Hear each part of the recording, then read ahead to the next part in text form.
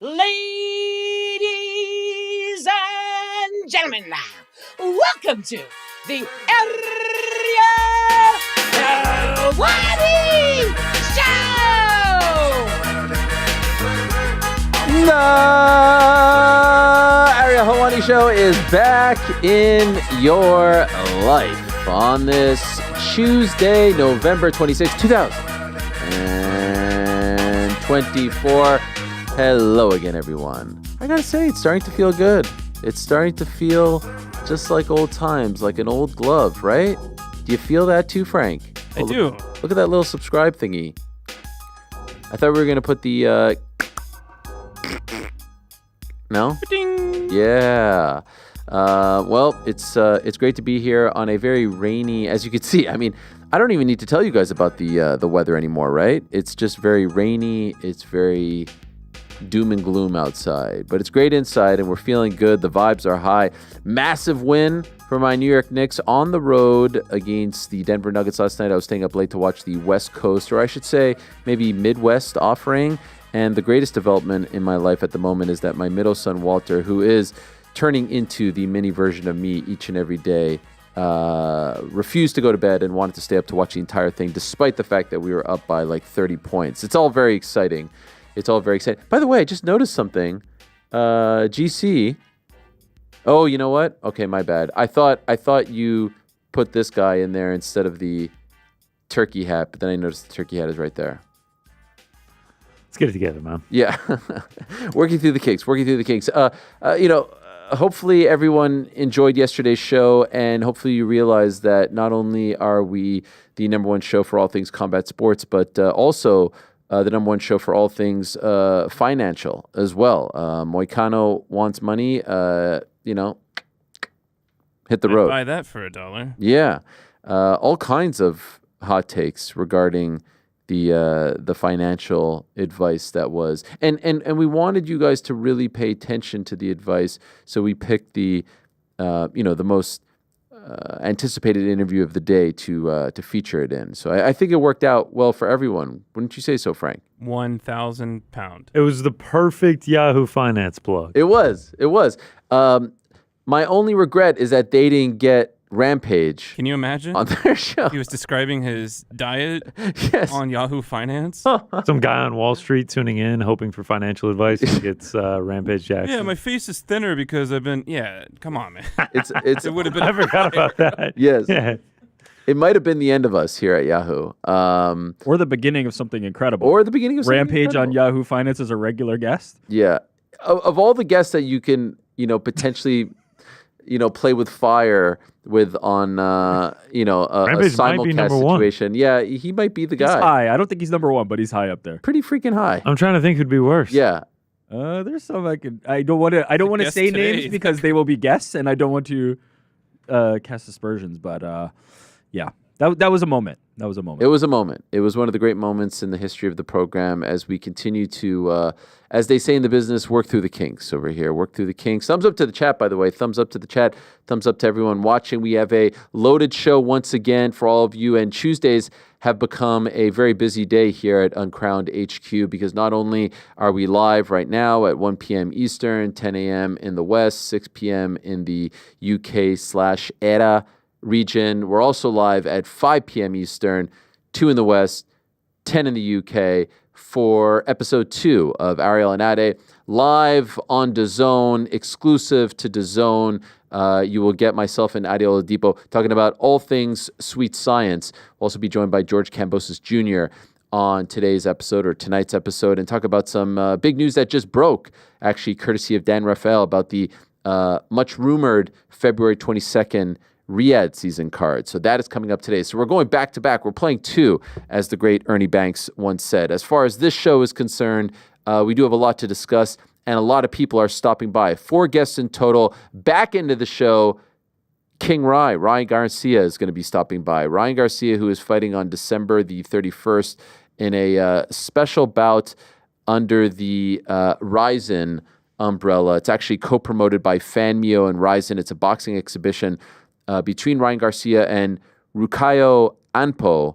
Monday, December 30th at 9 p.m. Eastern here in the United States, 6 p.m. Pacific, live from Tokyo, available globally via Fanmio pay-per-view, excluding Japan, 153-pound bout with full boxing rules implemented across 8 2-minute rounds.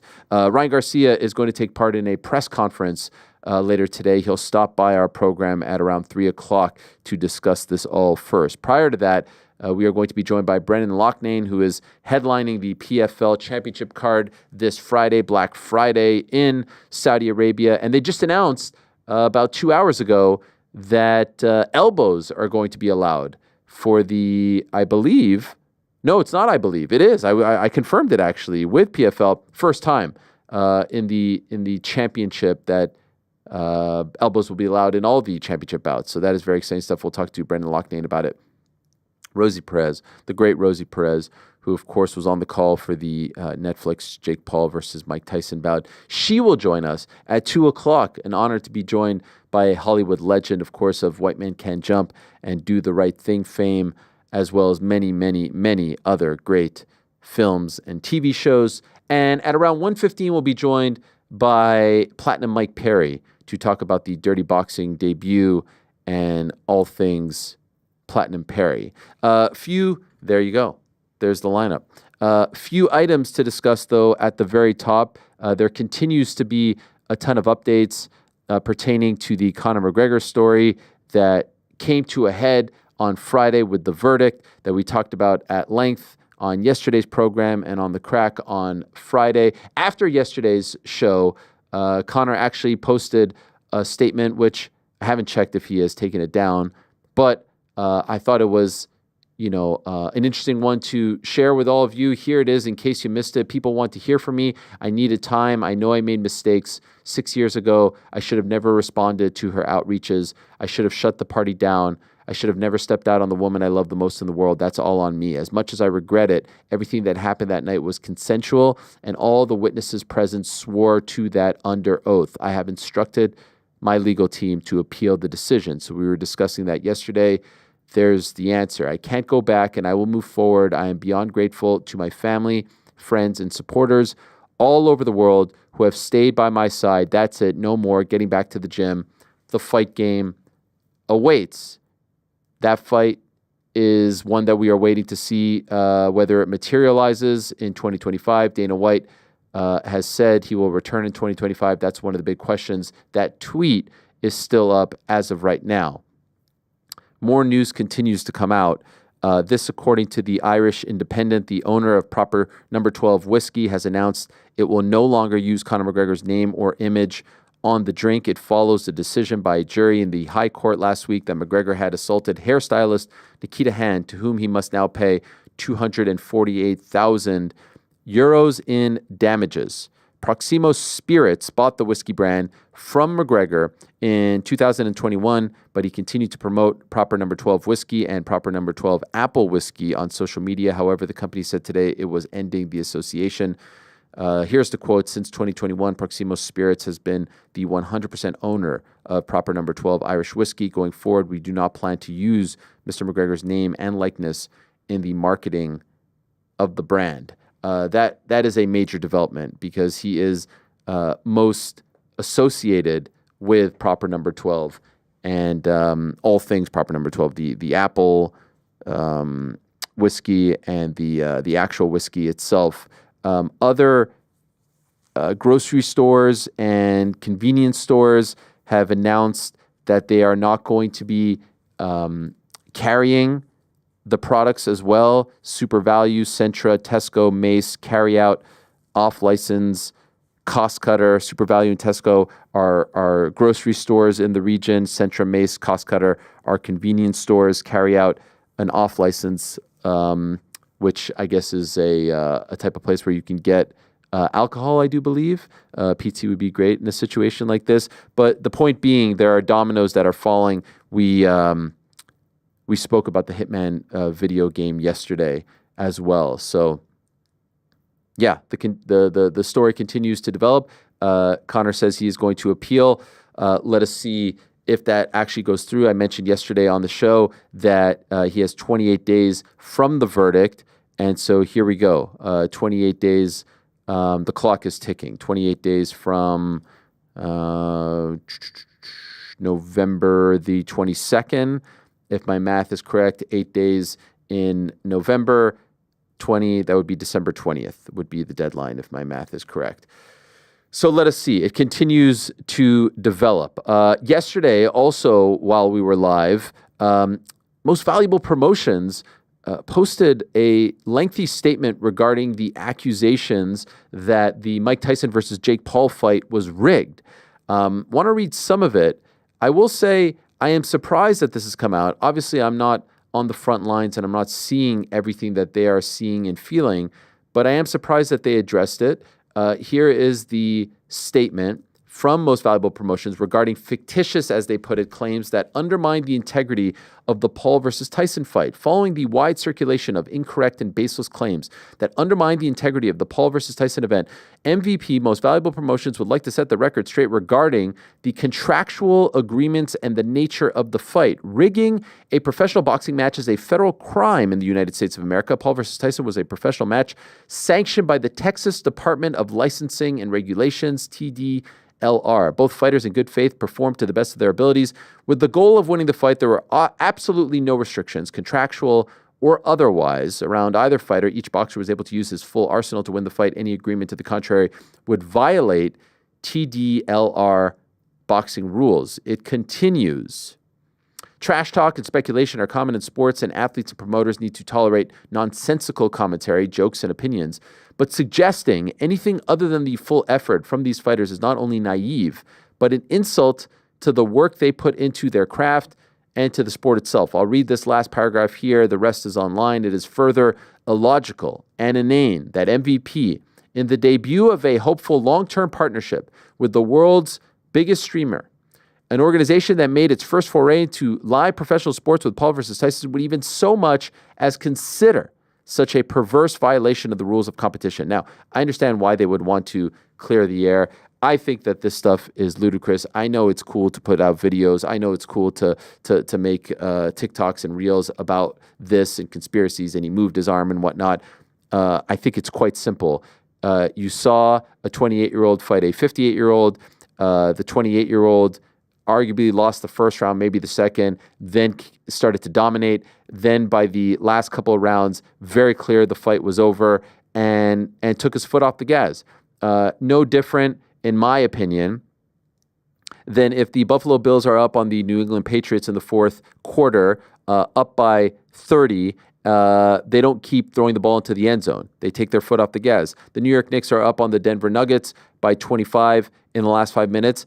They put in the bench warmers. They take their foot off the gas. That is not ruining the sanctity of the game. That is not fixing a game. That is not any sort of, shadiness. That's just sports. Now, in fighting, we see this all the time. I mean, people were saying that Canelo took his foot off the gas against Jaime Munguia when he was up big back in May, given the respect that he has for Munguia, and they're both Mexican, et cetera, et cetera. So I think people took that as, hey, this was fixed, or hey, there was a rule that, he can't be knocked out, or hey, they had an agreement that it would go past the fifth or sixth. I think it's all nonsense. It's hogwash. It's fueled by people maybe being upset that they bet on a knockout or bet on Tyson to win, or just feeling like they were robbed of some kind of moment that they had convinced themselves was going to happen. Not a pay-per-view. I saw there was a class action lawsuit. Like, I don't even know what could you even be suing for. It wasn't pay-per-view. It was part of your regular subscription. In any event, they addressed it. I kind of thought, do you really need to? Because this is the thing that keeps coming up. It came up in the Woodley fight. It came up in the Anderson fight. It came up in the Diaz fight. It comes up before the fight even happens with these, with these Jake Paul fights. But in the end, they addressed it, and hopefully everyone at this point can move on with life. In a matter of moments, we are going to be joined by Mike Perry. I did want to talk about Dirty Boxing Championship because we talked about it yesterday and how cool it looked and how the debut was, it was positioned as some sort of like, VIP event, which I thought was quite smart. black tie-ish, close to the public, close to the media, select clips put out there. And there were some great moments. We talked about the Yoel Romero moment. We talked about the Superman punch. Didn't really talk about the rules, so I just want to bring people up to speed on the rules before we bring Mike on. And Mike is the face of the company and very instrumental in everything that they're doing. Conduct and spirit. Contestants must follow boxing etiquette and show consistent fighting spirit, definition of which combines traditional boxing with additional hand striking techniques. Matches occur in an 18 by 18 square ring. Fighters will wear 5-ounce MMA-style gloves. Non-title fights, 3 rounds, 3 minutes each, 1 minute rest. Main events, title fights, 5 rounds. Ground rules during fighting. Ground and pound is allowed if strikes are effective. Referee intervenes if the grounded fighter neutralizes the attack. Standing fighters can attack a downed opponent with hand strikes while upright. Judging criteria evaluated by 3 judges: effective hand strikes, control of the fighting area, and effective aggressiveness. Legal techniques: closed fist and open hand strikes targeting the head and torso, includes ridge hand, back fist, forearm, palm strikes, and elbow strikes. Fouls: illegal actions include kicks, finger strikes to the sensitive areas, throws, back of the head strikes, being timid, and draws. Extra round, if the fight ends in a draw, can be extended to 2 extra rounds for a title fight. So there's your Cole's Notes version of what transpired on Saturday. That was their very first offering. And I was there in July when they announced it to the world and was very intrigued, and then was very intrigued when they announced that there will be an event that is closed off to the public and just kind of disseminated via social media on Saturday evening. I think it got a lot of attention and a lot of buzz, and wanted to talk to the CEO of Dirty Boxing Championship, the one and only Platinum Mike Perry. There he is. Hey, Mike, how are you? What's up, Ariel? I'm doing well. How you doing, bro? I'm doing great. Congratulations on the first event. I went through all the rules there, went through everything. Can't wait to talk to you about it all. Before we get into the fun stuff, obviously around a month and a half or so ago, there was some not so fun news pertaining to yourself, and we haven't talked to you since. So just wanted to ask you about that, if there was any update on the legal proceedings, and if you wanted to, talk about it or update your fan base and the public about what went down. Yeah, well, I appreciated what you had to say, and I just small troubles, nothing too severe, and definitely moving forward, being much better. I was just driving a little aggressively, and got pulled over for it, and was angry when they asked me to get out of the car, and everything that ensued. I gave an apology for calling those guys out of their name. I support the police and what they do. Who's my mother or my wife gonna call if I'm not there and they need some protection? So I definitely support that, and it's I already got a lot on my plate going on, and it's just more that I have to do now in order to go through.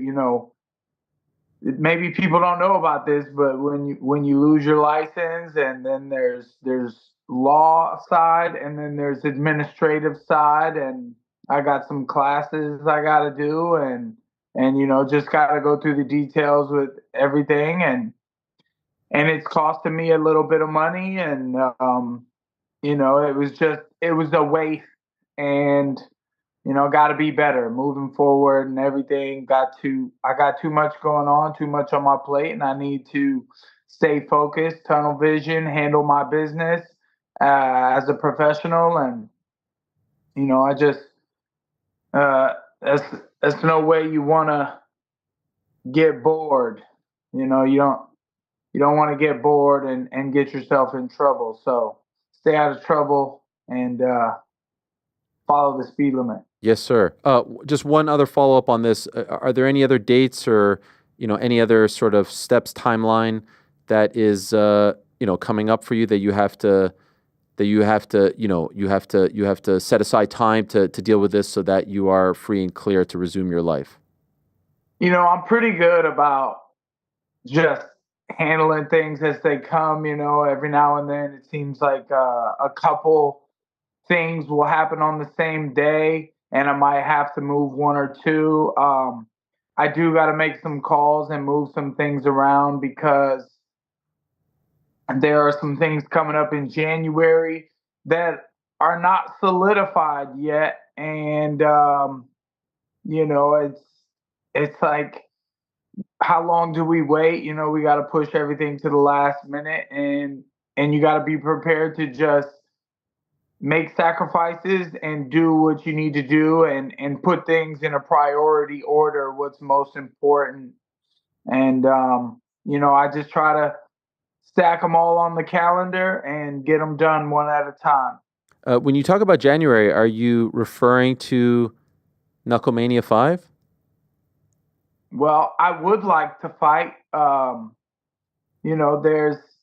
There's some interesting folks out there trying to make matchups and challenges, and bare knuckle has a good one on a good challenge for me, and I would love to see that come to fruition. I would love to get back in the ring and a bit of redemption. Bare knuckle I'm good at it. I'm tough. My head will hurt your hands. My hands will hurt your face. And going through the rules of a boxing match like I did last time. And trying to redeem myself in the boxing ring when I've always been a different kind of fighter. I've seen some things.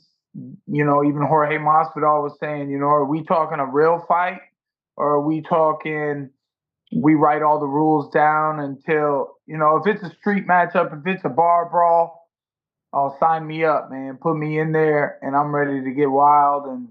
And I want to redeem myself anyways in combat sports on the side of fighting as I move on to promotership, so that I'm good on both sides of that. And it was incredible seeing someone like Yoel. How is that guy 234 pounds? We were like the same size. He's just so solid, and I think he's the age that Jake would like to try. I think that's a possible matchup they should possibly make, man, with Yoel Romero versus Jake Paul. And my brother, mi hermano Joey, would put a whooping on Jake for me. So when they came out, and we're gonna get to Dirty Boxing, but we just took a left turn here real quick. When they came out with the Knucklemania news, I was like, well, Mike, you are the face of BKFC. You have to be on that card. So is it basically down to there is an offer on the table, you just have to see if it's going to work out, that you're going to be able to go to Philadelphia? And A, is that accurate? And B, could I ask, is there an opponent attached to this offer? And could you tell us who it is?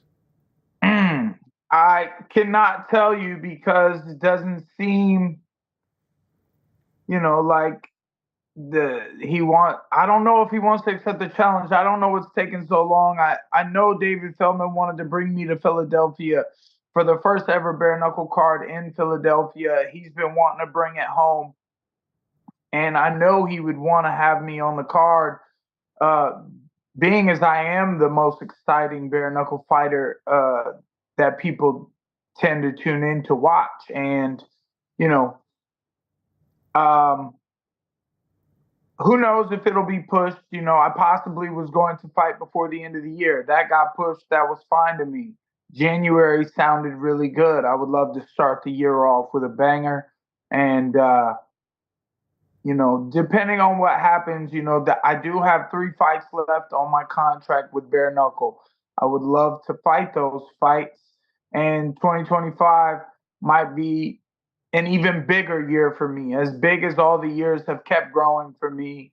2025, bare knuckle, everything's been real quiet. Nothing much has been said, but, the fans know that I need to come back in there.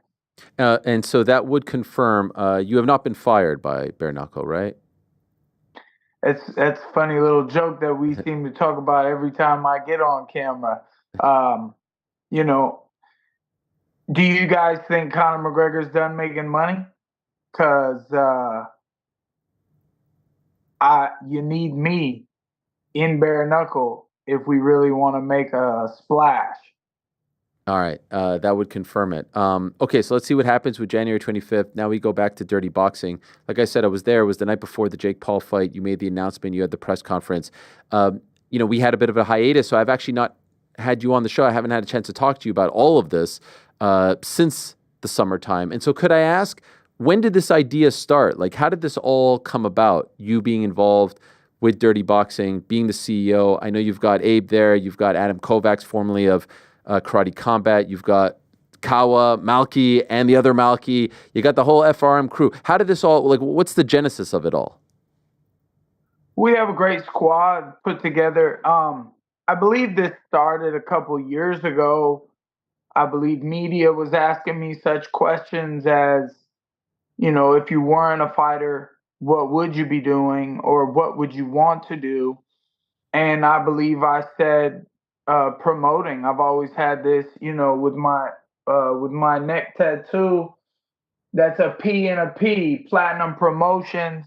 To be a Dana White type of guy who's just living his best life and gets to throw on the fights. I've always loved going to the fights. When I'm there, I want to get in on the action. But also just sit back and enjoying the action that the fighters are putting on. All the guys and girls gave me great respect at the show. They were excited to perform. And, I've had lots of interviews and talks and lots of questions kept coming up in the past couple of years. What would I be doing? How would I do it? What would I want to see if I was Dana White or if I was a promoter making a fight league? And it was possible that things were going to be bare knuckle even, and I put the rules together. I thought as we had meetings with the team down in Malky's office in Miami, we put things together, and I said it should be this way. I said, I think we'll get great fighters if we put small gloves on. We have a chance to reach a different audience and a different group of athletes as far as boxers themselves. They just put a little smaller glove on. They probably want to try it out, see how punching somebody like that would be. I went to Russia. I saw it live, and they were boxing with 4-ounce MMA gloves on. And I put these ideas together. I said, with my MVP fight, when I dropped him in the first round, I wanted to keep hitting him because he's so tough. And I didn't want to just let him back up. I wanted to try to keep hitting him. And I thought that if we get a knockdown with a good strike, there should be a chance to follow up ground and pound to finish your fight. And,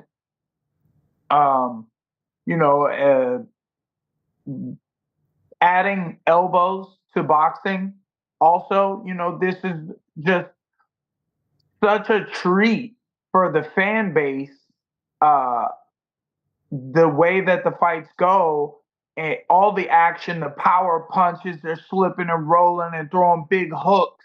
And if they wobble their opponent and they're guarding too heavy, you can elbow straight through the guard, up the middle. And if you drop them, you ground and pound them. The kicks slow it down. In my opinion, I think this has a real shot to be so popular. I love the name and I love the concept. And I actually, I know some people were kind of upset on Saturday that it wasn't streaming live. And I think that comes from a place of they wanted to consume it. But I think it was kind of brilliant on two fronts. It created an appetite for it. It created buzz.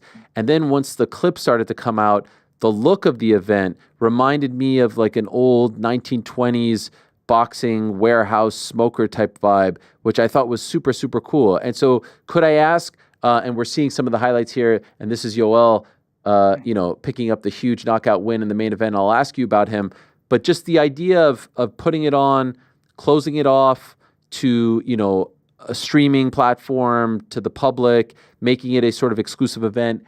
What went into that, and then also the look of it all? What went into that? How did you fall on this? Because I think you guys nailed it with how it came across.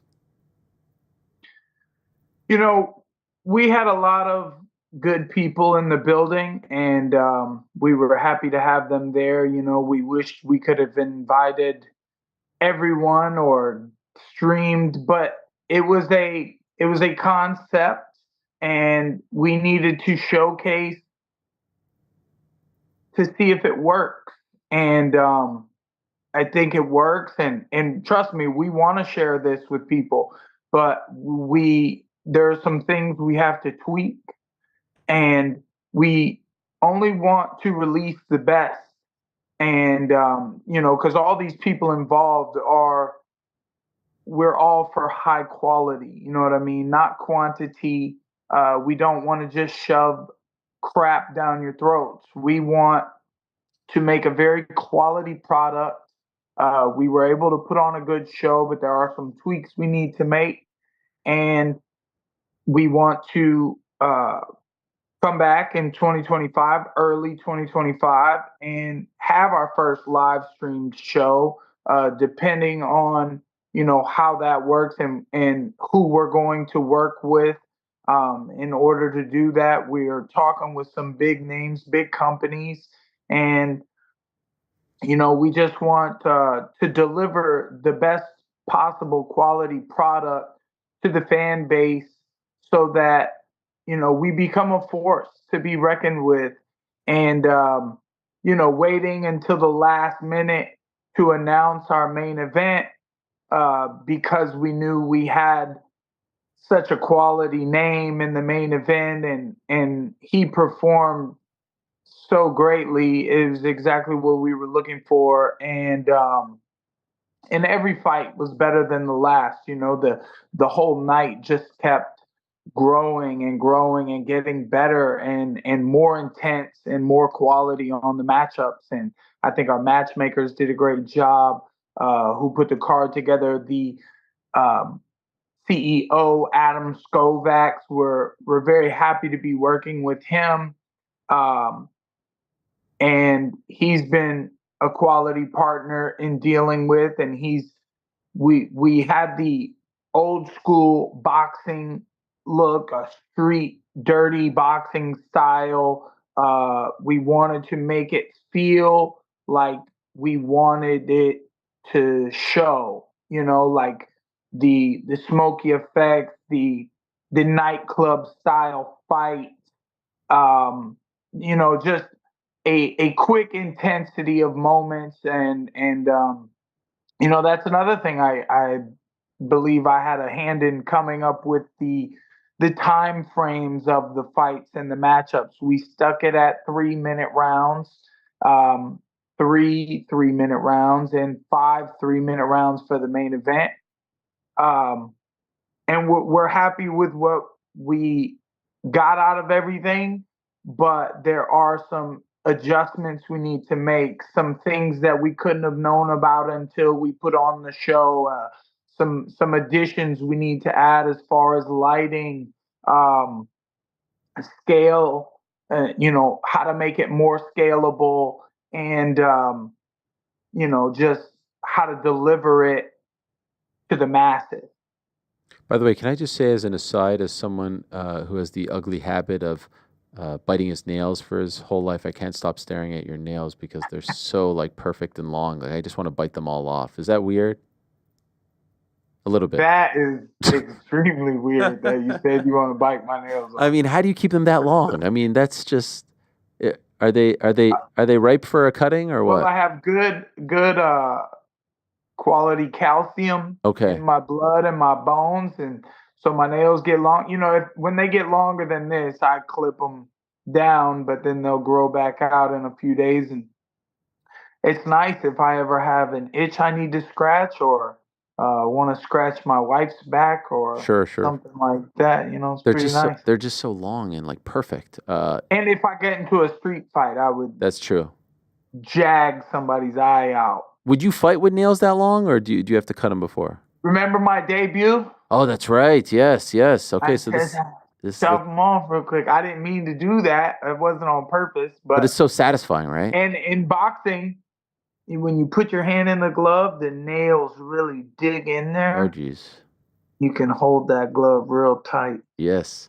Okay, back to Dirty Boxing. Do you think the next one will be available live to the public? Yes, early next year. I don't know. I don't know. I think it's a 50-50. It's a little more 60-40 right now. 60%, yes, we're going public with it. We want to share it with the world. At the same time, we got a lot of money coming to us for private endorsements. Wow. Private shows, club tables, owners events, and things like that. Depending on how we would use that to make money, that's the idea. But I believe we want to definitely give it to the public, or even offer pay-per-view for the public. I think it could be a very quality product that they would enjoy watching. It's a very entertaining style of combat. Yes. Oh my gosh. We saw a bunch of it. And I'm just curious, Florida Commission sanctioned this? Absolutely. Shout out to the Florida State Athletic Commission. The referees did a great job in there protecting the fighters, and all the judges and everyone who was involved. We all had a great time enjoying the show. It was it made us feel a little special that it was a private event, but we did share a ton with the public as far as social media goes. They didn't get to necessarily watch it live. We did speak about we were going to attempt to make a stream that night, at least one of the fights, and I was saying, the main event would be the one to do it with, but I don't think that was able to come through in time. Everything kind of just happened so quick, and then the world got to see it anyways. I think we were happy to see a 47-year-old Yoel Romero, looking like he does. What a tank! He's a specimen. And I can let people know. Here's a little plug that there's a behind-the-scenes docu-series called Down and Dirty that's live right now, I'm told, on the Dirty Boxing Championship YouTube channel. You guys have been putting out some great stuff there. So for those that want to see more of the behind-the-scenes, how this all went down, and more footage from that night, there are 5 episodes out right now. Season finale comes out on Friday with more behind-the-scenes access from this past weekend's event. So that is the Dirty Boxing Championship YouTube channel. You had a lot of luminaries there. John Jones, Ben Rothwell, Paige Van Zandt, Jarrell Miller. Must have been nice to have some of your fellow fighters and FRM clients in attendance, you and John in particular. I also saw you taking some body shots from Ben, like scale of 1 to 10. How hard was he going? That wasn't the first time me and Ben were punching on each other. I believe Njoku was in the house too. We got a lot of great support from a lot of great people. FRM is very well connected, and we were happy to give them all a good show. Big Ben always, you see how when those punches, he was pushing me with the shots. He's so heavy. But I was eating them shots, and I did it with him before, and one of them finally got through. But I tried to hit him a little harder this time. And then I still had work to do, so I shut that one down quickly. What's with all these heavyweights trying to fight me, man? There's weight classes. I guess it's just the Platinum Perry name. Yes, though, please go watch Down and Dirty on the Dirty Boxing Championship YouTube channel. Down and Dirty is a great 6-part series, I believe we put together, of about 16-minute episodes of us building the show prior to the release and things like that. We got Roy Jones Jr. on there. He's a part of the company as well. He wasn't able to make it to the event, but he'll definitely want to be at the next one. Speaking of the next one, I remember in July when you were talking about this, you said that you would compete on one of the cards. If things don't work out with Knucklemania, do you think that your next fight will be under the Dirty Boxing umbrella? That's a tough call. I would love to do my get some things going with my bare knuckle contract, especially with all the fans talking about if I was fired or not. Like, I need to, like, you guys, bare knuckle, come to bat for your boy over here and get me a dang fight. So I'm not out here looking silly, because we want to get these fights through on the contract, and I want to put on entertaining events for the fans. I mean, bare knuckle does have a spectacular je ne sais quoi when I hit people in the jaw, and I mean, 2 minutes, fast paced, very exciting bare knuckle stuff. I would love to do it, but after watching Dirty Boxing, I was very intrigued to want to join in on the action and get in the ring and fight there as well, So I think I'm just itching to get back in a camp, get to training full time again. I get it here and there. I was going hard last week, and then I think I got sick. I don't know, but I had to take a couple of days off, and then all the business stuff came through, and I had a lot of things I needed to take care of. But I would love to get back full time, twice a day in the gym, and have something to prepare for. I would just need, just an opportunity, guys. Let's do it, and I want to showcase my skills to the world again. By the way, being in that promoter / CEO role, not just from like a photo op standpoint, it's fun to see you in between the fighters when they're facing off, but just all the stuff that goes on behind the scenes when you're putting on an event. Now that it's come and gone, I can imagine it's very, very stressful, and there's a lot to deal with, and it will only get more stressful as you continue to grow. Did you enjoy it? You've been now on both sides of the fence, right? Just the fighter, you walk into the arena, you fight, you leave, you cash your check, but now you're doing a lot more, and there's a lot more to worry about. Did you enjoy that role? Yeah, I did. I think I was prepared for everything as it came. I have great help, and if you tell me, if you help me understand what needs to be done, I can find a way to get it done. And once the show was there, it was happening, and it was all beautiful and coming together very nicely. Everyone involved, all the fans, all the audience, everyone was having a good time. I was happy to see all the smiling faces of everyone enjoying their night. And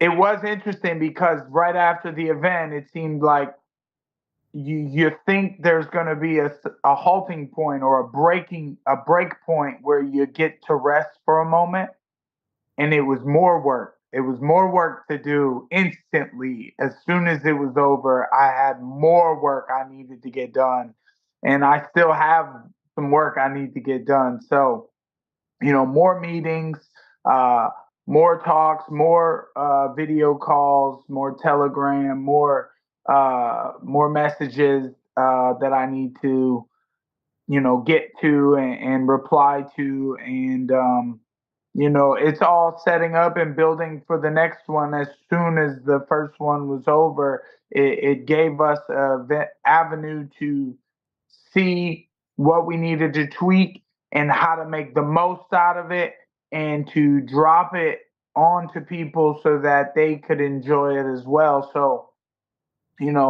creating something that people want, supply and demand. They're demanding it. We got to supply it. So now I got more work to do. So it's very hard to always have just kind of a smooth ride, smooth sailing. Part of the buzz on Saturday, I think, that worked in your favor was the fact that you put them out in these little clips. It was closed off. There was nothing really going on in the world of combat sports on Saturday night, nothing really competing with you. UFC was in the morning. And then in the immediate aftermath, Karate Combat gets involved. And so can I ask you about this as much as you can speak on it? The president of Karate Combat, Asim Zaidi, saying that Anvar Boy Nasarov, who was involved in that fight with the Superman punch, signed with KC 3 weeks ago, and I saw him and Malki, your one of your managers at FRM, and obviously a part of the Dirty Boxing team, really going at it back and forth all day on Saturday and Sunday.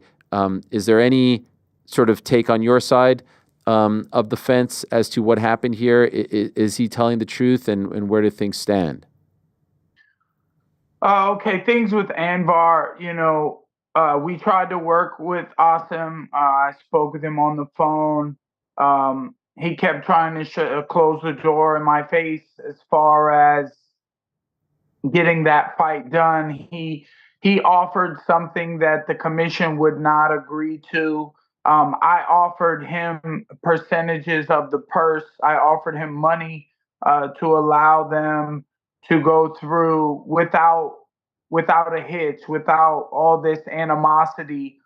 And he has Anvar on a contract apparently, or so he said, and they offered Anvar no fights, no money has been given to Anvar, and all of the sudden, last minute, they want to say that he had a fight coming in February when he had not been given a bout agreement or a contract for this fight. He had not been offered a matchup.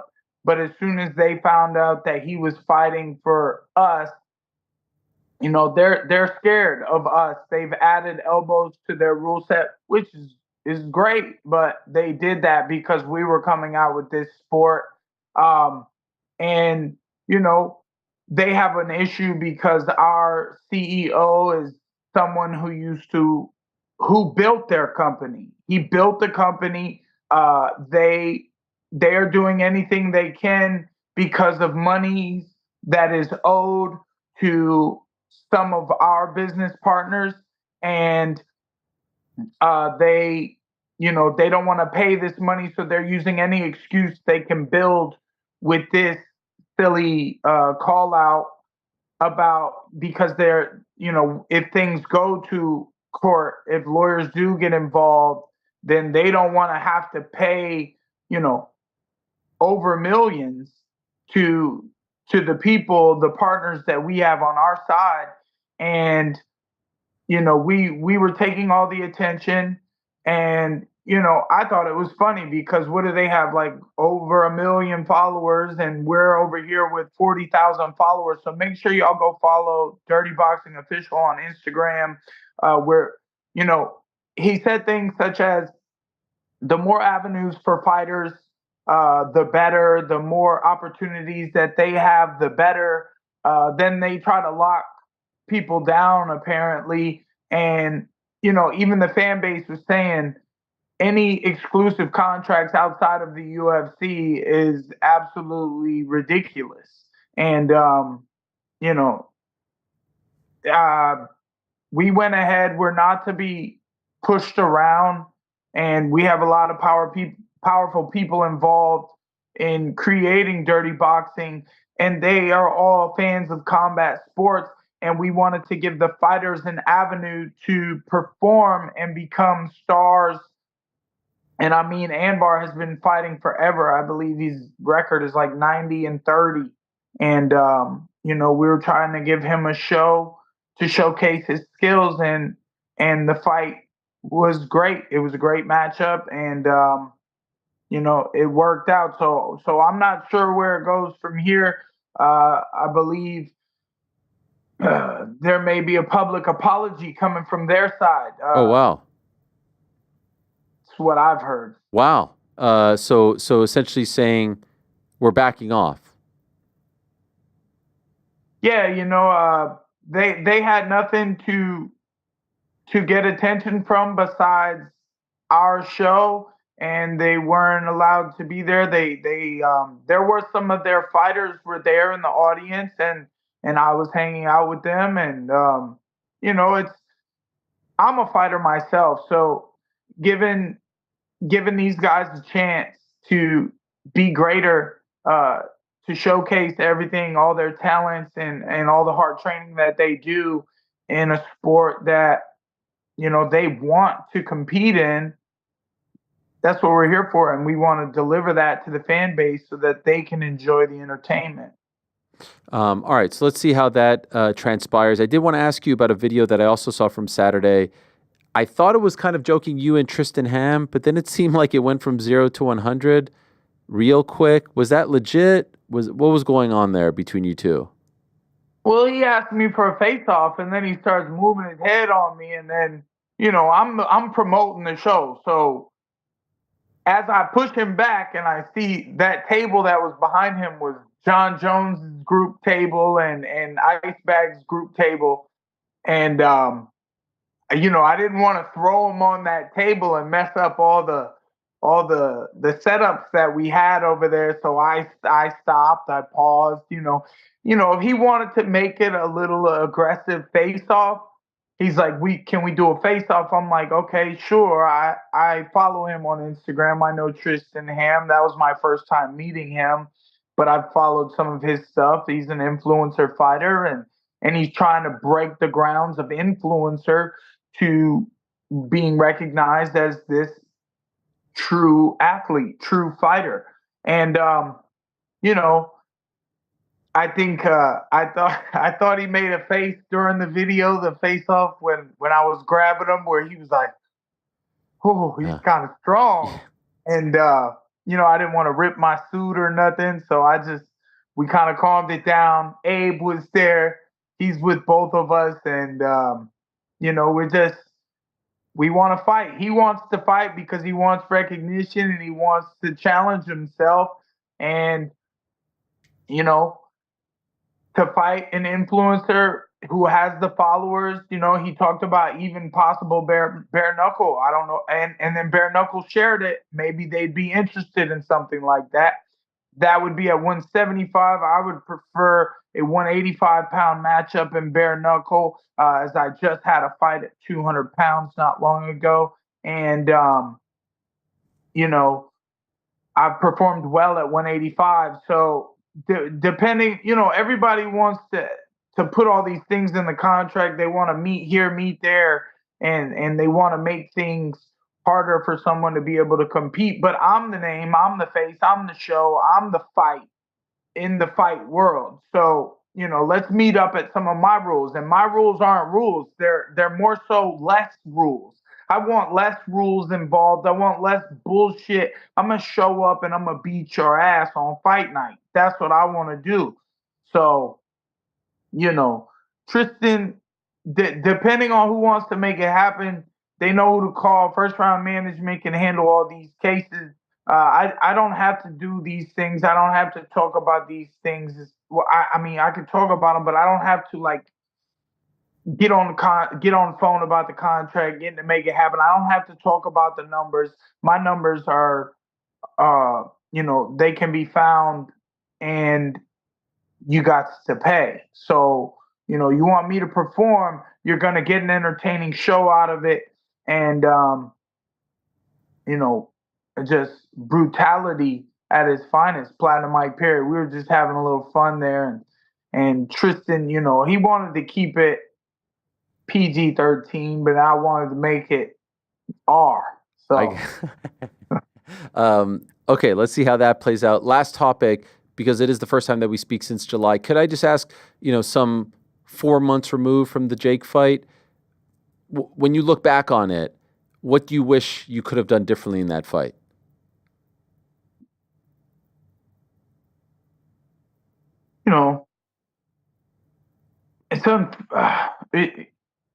There were some things, like I wish I could have put on more weight gotten over 200 pounds and cut. I tried so hard, but I also trained so hard that my weight just never went up. I was staying right around that weight, and I drank 7 glasses of water before I went and stepped on the scale just to be a couple pounds heavier. Like, I saw a breakdown video today where they were talking about, some positive things I did in the fight, and stopping the forced clinch from him, and hearing your commentary during the fight, like I needed to make it dirtier. And there were times when I came all the way back and I was in the fight and my energy wasn't great because I was utilizing my energy in certain areas to stay up on my feet. I was top heavy because of the heavy weight.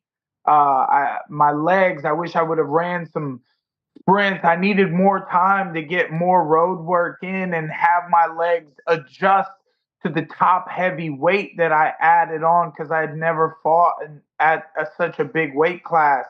The first fight I've done in the last 3-4 years that I wasn't drug tested, which was very interesting to me considering Jake Paul and everything he had coming up with the Mike Tyson. I stepped in and I got to step in for Mike Tyson, and it's like, whether I felt ready or not, I've had other fights that I wasn't sure, I didn't know if I was ready for, and I fought my ass off anyways and was able to get the wins. And Jake did a good job. He had his footwork, he had his team, he moved his legs well.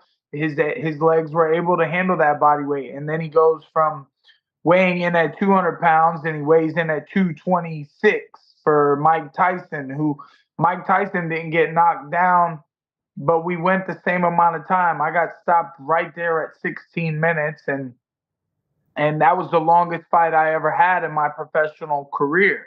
And By the way, sorry to interrupt, but no pee test, no nothing, no urine test. Wow. Nothing. There was no drug testing that happened in that fight, which I asked for. I was like, no, I want them to drug test. I want them to come to me and test me so that I know that they're testing him. But I've also, heard things like whatever he might be on in order to put on the weight. Because, he fought Nate Diaz. He fought Silva at 185, and somehow he's put on all this weight. Maybe he's just eating, but I'm eating. Like, I eat, and I just couldn't gain weight and stay in shape at the same time. And, like, it's not such a big guy, and I thought I could make it dirtier. And if I did, I threw him on his head, the ref was on me. Or even when I broke the clinch and punched him in his ear, the ref's like, the back of the head. They're like, that was a clean shot, bro. That's a clean fight, and dirty boxing. Jake even said, we do PFL and we do dirty boxing. A chance to punch him on the ground, a full MMA fight, a full fight, like, it's a different story. And I had the abilities to be in close with him.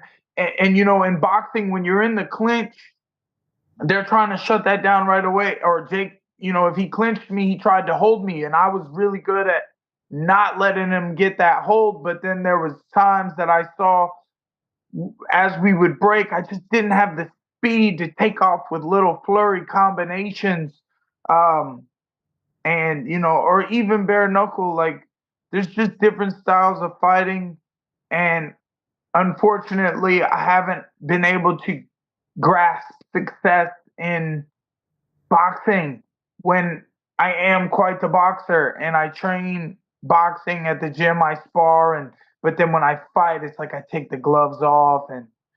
Or even MMA, like, I used to knock people out cold in MMA, and even sometimes I wouldn't have to follow up with ground and pound, but putting my weight on people, and he was the bigger, heavier guy, but I still handled his weight. I walked him down no matter what he had hit me with.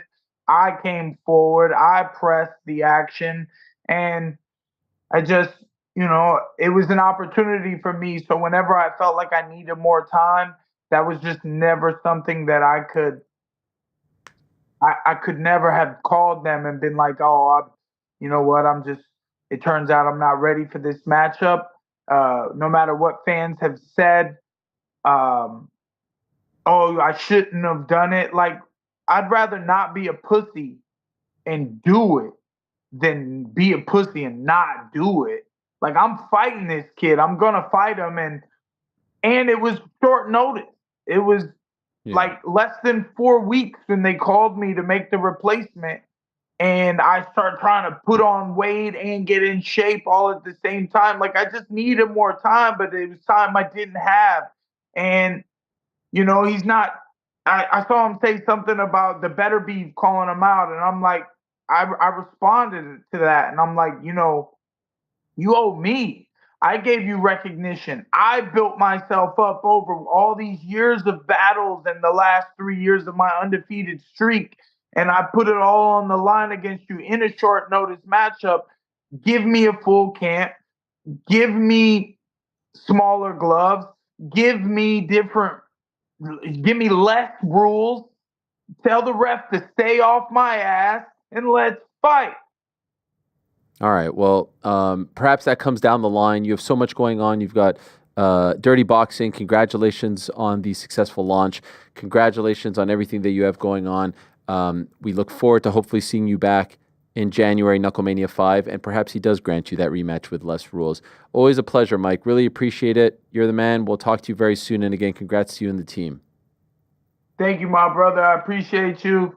And shout out to my sponsors. Young LA is big with the UFC and with combat sports, and they big with me. And shout out Bucked Up, man. Get you some energy, dog. All right. There he is, Platinum Mike Perry. The man, the myth, the legend. Great stuff as always from him. Covered a lot of ground there, and we'll keep that conversation rolling now. We have the great honor of welcoming to the program for the very first time the First Lady of Boxing, the great Teddy Atlas calls her the Queen of Boxing. In case you don't know, Oscar and Golden Globe nominated actress for Fearless in 1993, multiple primetime and daytime Emmy nominations across 3 different decades. Recently, she's been featured in season 2 of Your Honor, before with Billy Crystal, which premiered in October, an Emmy nominated role on The Flight Attendant. My 2 personal favorites, of course, White Men Can't Jump and Do the Right Thing. She's an absolute living legend, often imitated, never duplicated, and I had the great honor of working with her about a week and a half or so ago on that Netflix Jake Paul versus Mike Tyson card. We are talking right now to the one and only, the great Rosie Perez. There she is. Hello, Rosie. How are you? I'm good. How are you? I'm doing great. Great to have you on. It's a massive, massive honor. You have a lot of fans in our control room right over there. Everyone was very excited that you'd be on. So thank you so much for this opportunity. So let's talk, because you have been in the boxing news. Usually you're just a super fan, if you will, but now you are a part of the show. First things first, how did the opportunity come about for you to be a part of the broadcast? And when you found out about it, did you jump on it right away, or did you think about it a little bit because it was a role that you had never been in before? Well, initially, Netflix had called and asked me to be a co-host with Kate Abdul-Scott. And I was hesitant only because, Kate is a legend herself. And it was also like, wow. Oh, and then also I wanted to find out if the fight honestly was going to be a legit fight, because I didn't want to participate in just an exhibition. And so, so I said yes to that. And then after I said yes, they came back and said, we changed our mind. We would like for you to be ringside along with Morrow and Maury Jones Jr. And I said, no way. And they said, well, you know what, let's just test it out, see how it goes. And so we did a dry run. We watched a fight with the sound off and called the fight, and I commentated. And at first I was very, very nervous. And then all of a sudden I just forgot about everything, and I was just having a blast. And they kept saying, please, please, please do this. And it was a little hesitation, but then I said, okay. And the hesitation came from, I respect the sport so much. And I respect the people who do what they asked me to do. I respect everyone from Jim Lampley, Max Kellerman, Roy Jr., Paulie Malignaggi, Tim Bradley, Andre Ward. I could go on and on who have done this. So, so that's how it came about. And so it's one thing to do it, kind of in a rehearsal setting like that with Mauro and Roy, but you get there and it's AT&T Stadium and you see the size and scope of it all. How were you feeling in the moments before you guys went live? I was a nervous wreck. I was hysterical. I went into the arena and I saw the magnitude of the place, and I was like, "Oh my goodness, this is real." And what had happened was that I was sitting next to Roy Jr. and he said, "You all right?" I said, "I'm a bit overwhelmed." And he said, "That's natural. I was like that too my first time." And he says, "Don't worry, I got you." And I said, "Okay." And Andre Ward had also given me some really great advice as well.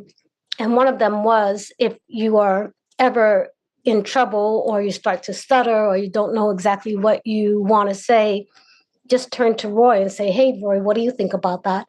And I did that throughout the broadcast too. But I was a nervous wreck. Did you enjoy it? Now that it's come and gone, did you have fun? I had a blast. I really, really did. I had so much fun. And I couldn't believe how well I was, after the nerves kind of settled down. I just was really enjoying the moment. And so, okay, so you say you have fun and you're in the moment and you're watching it all unfold. Have you gone back and, are you the type of person who critiques yourself? Like, I have a hard time watching my show, listening to myself, and you're no stranger to being on camera and I'm assuming watching yourself in some capacity. Do you have the stomach to do that? Or is it just kind of one of those things, I did it and now I'm moving on? I did it and I'm moving on. Okay. It's the same thing I do with, roles that I take on as well. People go, "Oh, did you watch yourself?" Nope. I might go to a premiere and sit and watch it, but I won't watch it again, or I won't watch the rest of the series, if you will. And that's kind of why I like theater. You do it, you go home, you get to do it again. But you don't have the opportunity to sit back and watch yourself. It's just too much for me. Would you like to do more of this? I'm not sure. Half of me says, "Hell yeah." And the other half of me is like, "Slow down, girl." So, I think that if I had the opportunity, if I was so blessed to have another opportunity, I think I would take more time to really do it in a different way. I think I would be more myself. Okay. There was moments in the broadcast that I felt like I was more myself when certain things just came out at me. Like when I saw Tyson's bare ass, I was like, "Oh, come on." Yeah. And it just came out, stuff like that. I think that I would be a contribution on that level, but it was fun and it was a dream come true. Well, actually it wasn't a dream come true. I never imagined I would be doing something like this. So it was an opportunity that it was unbelievable, and I had a great time. So if you could offer yourself a self-critique, if you will, would it be just to be yourself and to let your guard down more? Does anything else come to mind? I think it would be just to be myself and let my guard down more and not worry about expectations. I was pretty well prepared. I knew all the fighters outside of the YouTube fighters. I knew their resume and I've seen their fights, especially with Bruce Shushu Carrington and Mario Barrios and Ramos and, of course, Taylor Serrano. So I was pretty prepared and I took it seriously. But I think that I would just tell myself to just calm the hell down and also just be myself and have much more fun than I had. And so let us talk about Taylor Serrano, because of course you were kind of in the discussion in the aftermath. Some people unhappy, some people, everyone's weighing in, and that comes with being a broadcaster, right? You're right there. You're the soundtrack to the fight. Do you think the criticism of the broadcast for that particular fight is fair, is warranted? What is your reaction to it? Well, I didn't really look too much into the criticism of the fight. I just basically tried to ignore it. But me critiquing myself, I would say this, that when you're in that position, you have to be very careful what you say. You know, your emotions are really, really high and you're in it. And you have to be very careful what you say. And there was one moment that I do regret in the Taylor Serrano fight, and because it came out wrong. And if anybody jumped on me for that, that's fair. And that was when I said Katie Taylor will have an asterisk next to her name because of these fights. And what I wanted to say was, it's going to be unfortunate that people will have, think of Katie Taylor with an asterisk by her name because of the headbutting and the rubbing and like that. And it's not fair. And so that I regret deeply because I have such great respect for Katie Taylor as a fighter.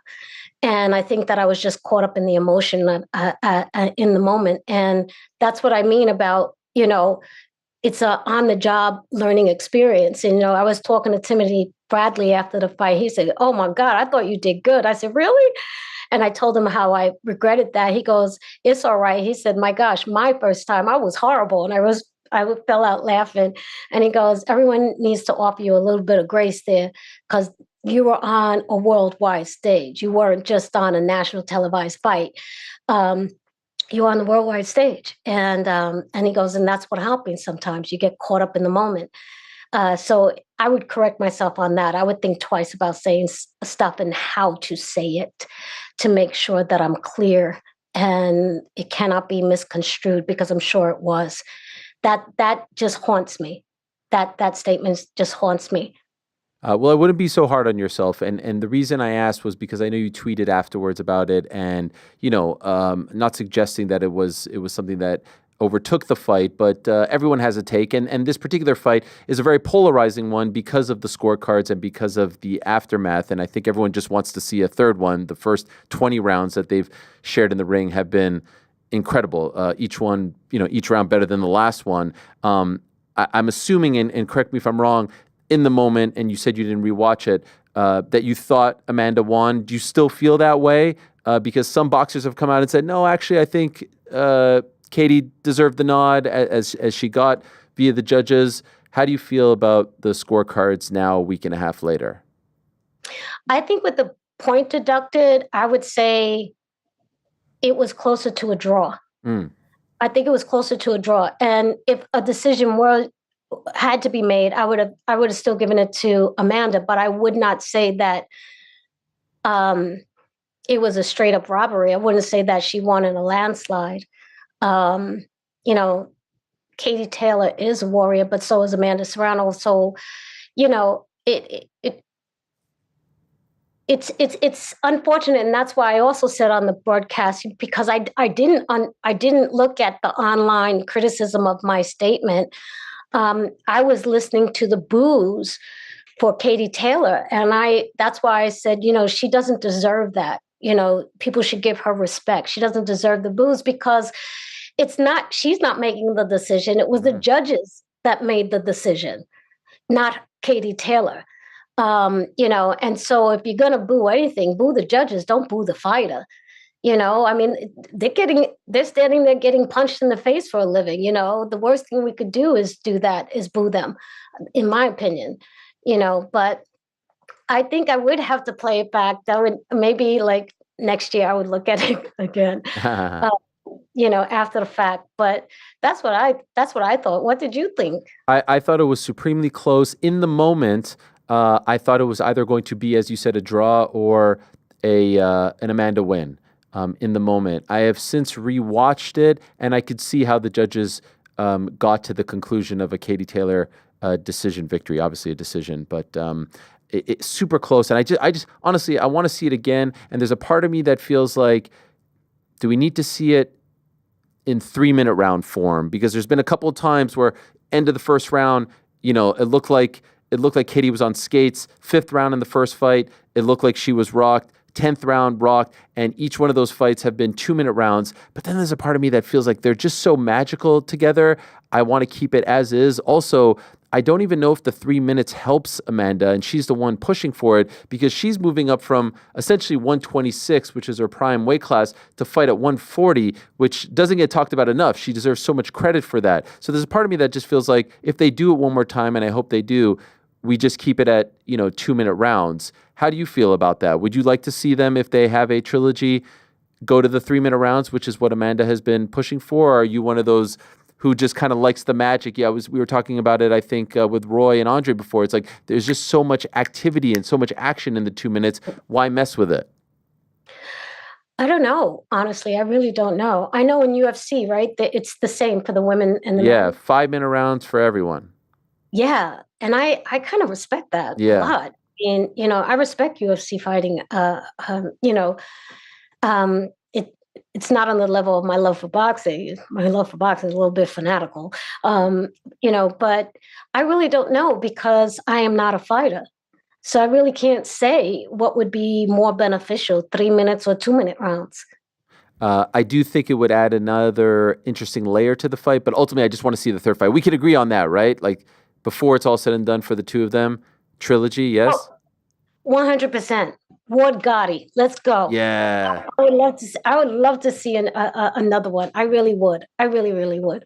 And the great byproduct of all of this is that so many people, millions upon millions of people, got to watch them fight, and everyone's afterwards talking about Taylor and Serrano, maybe not household names to the casual sports fan prior to November 15th, but now everyone knows them, and talking about the cut and talking about the heart and the determination. But of course, Jake and Mike were the main attraction, and in the aftermath, everyone's still talking about it. In fact, at the beginning of the show, I read a statement from MVP refuting the allegations that it was rigged, which I think are nonsense.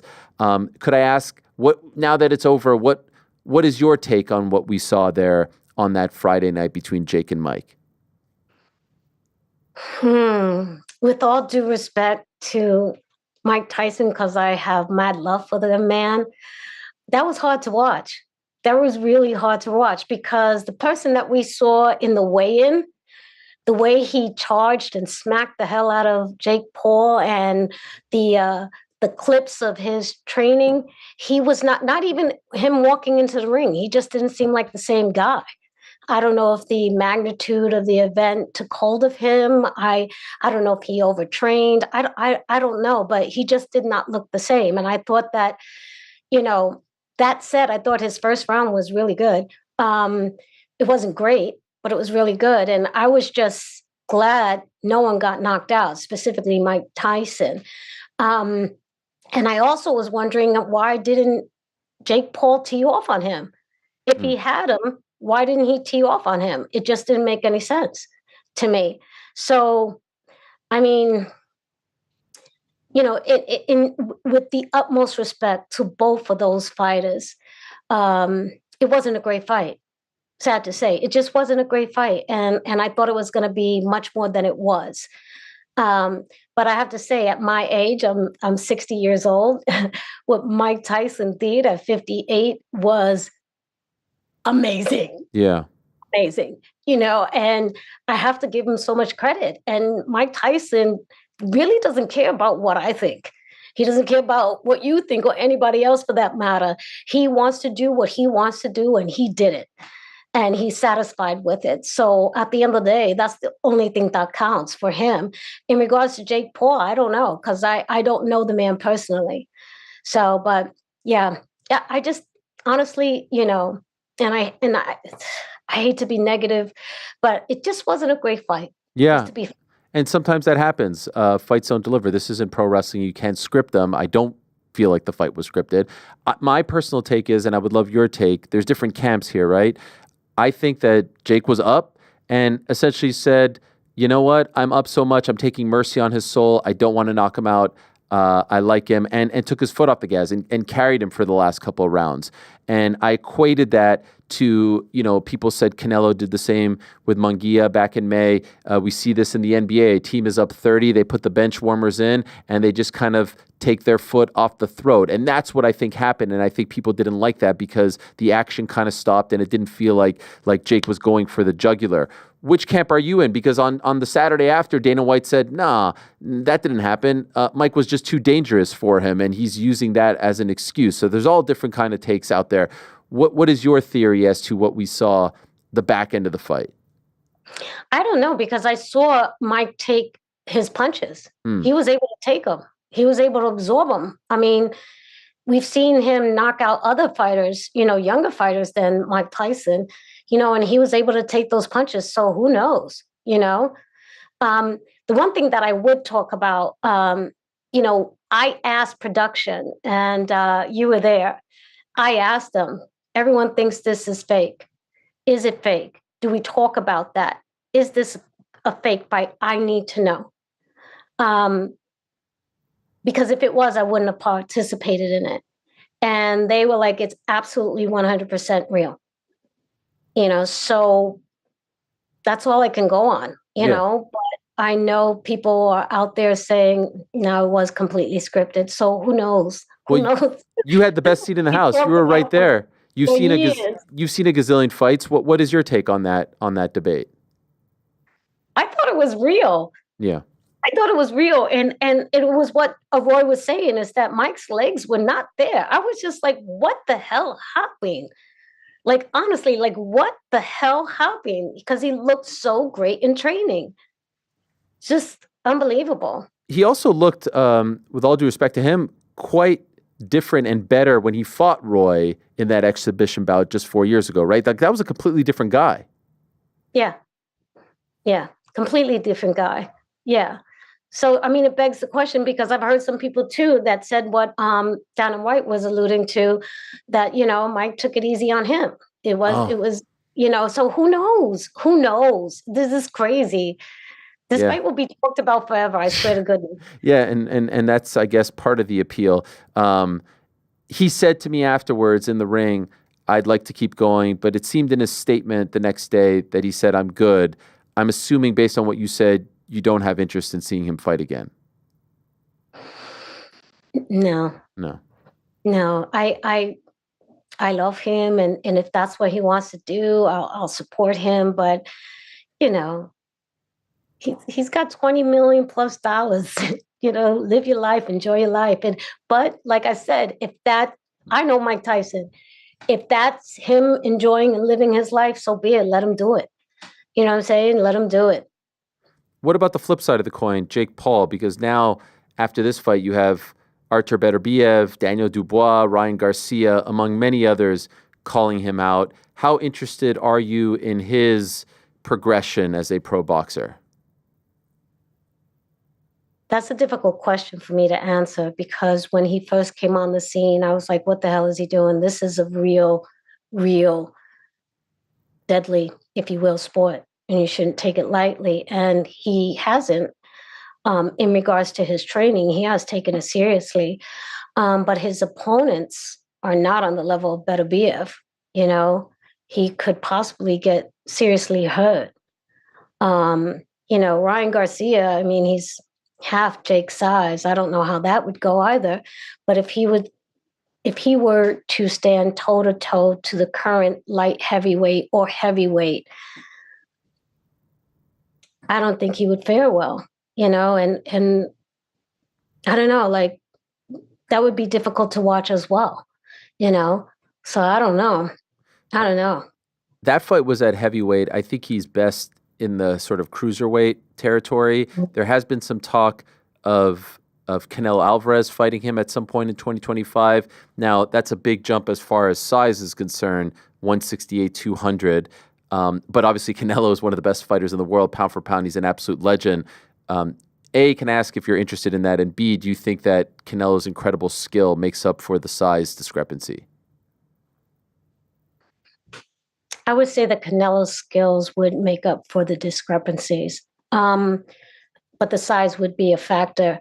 It's just hard for me to comment on this, because I have to tell you, I don't know if you know this, but I go to fights that are not televised. I watch fights that nobody's talking about on Twitter, where people go, "Oh my God, I didn't even know this fight was on," because I love this sport and I respect this sport, and I see guys who come up the normal way and take their time and take their knocks and take their punches, and put in the hard rounds.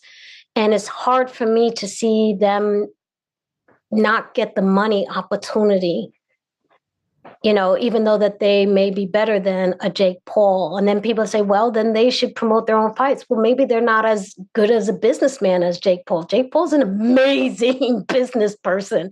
He really, really is. As a promoter, do I want him to continue that? 100%. Oh, sorry. Did something, I think some audio got crossed there.